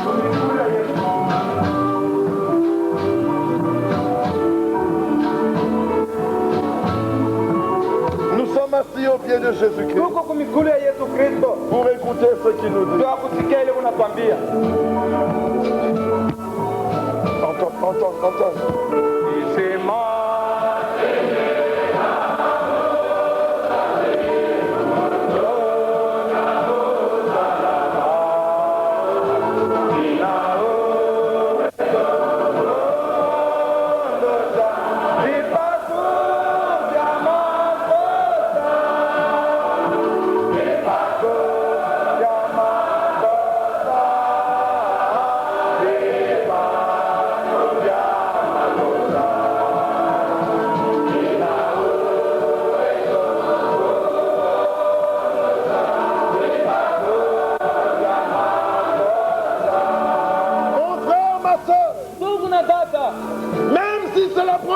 que tu es venu. hata kama ni mara yako ya kwanza ulikuja hapa, Tourne ton regard vers Golgotha. uangalie kwa Golgotha, Ne regarde plus à tes manquements. usiangalie tena kwa ukosefu Ne wako, regardez pas à vos manquements. usiangalie tena kwa Ne ukosefu wako, regardez pas à ce que vous faites. msiangalie tena kwa ile Mungu Mais anafanya, regardez à ce que Jésus a fait pour vous. lakini muangalie kwa ile Yesu alifanya kwa Et ajili la yako, paix de Christ na salama ya qui Kristo surpasse toute connaissance inayopita kujua kote gardera vos cœurs. itachunga mioyo zenu, Ça, c'est ce que Dieu nous a donné. na ni hii Mungu alitupatia. La Bible dit Biblia inasema que les Juifs, ya kama Wayuda Christ a été fait pour un serviteur de circoncis, Kristo aliyofanya kwao mtumishi wa wale pour waliotahiriwa, confirmer les promesses faites au Père. ya kuhakikisha Mais nous, les nations, lakini sisi nous mataifa glorifions Dieu tunamtukuza à Mungu cause de sa juu miséricorde, ya rehema à yake, cause de juu Golgotha, ya Golgotha, à cause de cette œuvre grandiose. kazi iliyofanya Voilà où nous nous tenons na aujourd'hui. ni kule tunasimamia leo, Et de là, na kutokea pale nous savons tunajua ya qu'il nous kama conduira atatuongoza jusqu'au bout du chemin. mpaka kumwisho. Et on nous dit, Asubuhi ya leo Bwana vous tous qui anatuambia êtes fatigués, ninyi watu chargés, wenye kuchoka na wenye kuwa na venez mizigo, avec vos fardeaux. mukuje kwangu na mizigo Et je yenu, vous donnerai du repos. nitawapatia Mon mapumziko. frère, ma soeur, Ndugu na dada yangu, as-tu compris unasikia qu'aujourd'hui il t'appelle? ya kama leo anakuita Pourquoi? juu ya nini? Parce qu'il a déjà tout Ni achevé. kwa sababu alimaliza kazi yote. Maintenant il peut te sanctifier. Sasa anaweza kukutakasa, Maintenant il peut te purifier. sasa anaweza kukusafisha, Maintenant il peut te remplir de son esprit. sasa anaweza kukujaza na Roho Il peut te Mtakatifu, conduire. anaweza Car kukuongoza, déjà, kwa maana il t'a accordé cette vie nouvelle. anaweza kukupatia uzima Sur la mpya, base na juu ya de l'œuvre accomplie à Golgotha. juu ya msingi wa kazi iliyofanywa ku Golgotha. Ensemble louons le Seigneur. Sisi wote pamoja tumsifu Nous Bwana, ensemble louons le Seigneur sisi wote l'Éternel. pamoja tumsifu Bwana wa Comme nous milele. avons entendu que louer l'Éternel Kama pour les vile nations kama tumsifu Bwana sisi à cause de sa miséricorde, juu ya rehema à yake, cause de son sang, juu ya damu à yake, cause de son juu amour, ya mapendo à yake, cause de cette œuvre glorieuse. na juu ya hii kazi kubwa. Prions tous ensemble. Tuombe sisi wote pamoja. Jésus est mort pour nous. Yesu alikufa kwa ajili yetu, Nous étions tombés avec Adam, tulianguka pamoja na Adamu, mais Dieu dans son amour, lakini Mungu katika mapendo il yake a envoyé son Fils alituma mwana wake afin de nous réconcilier avec lui-même. hivi apate kutupatanisha naye. S'il y a quelqu'un, un frère ou une sœur qui est venu la première fois, Kama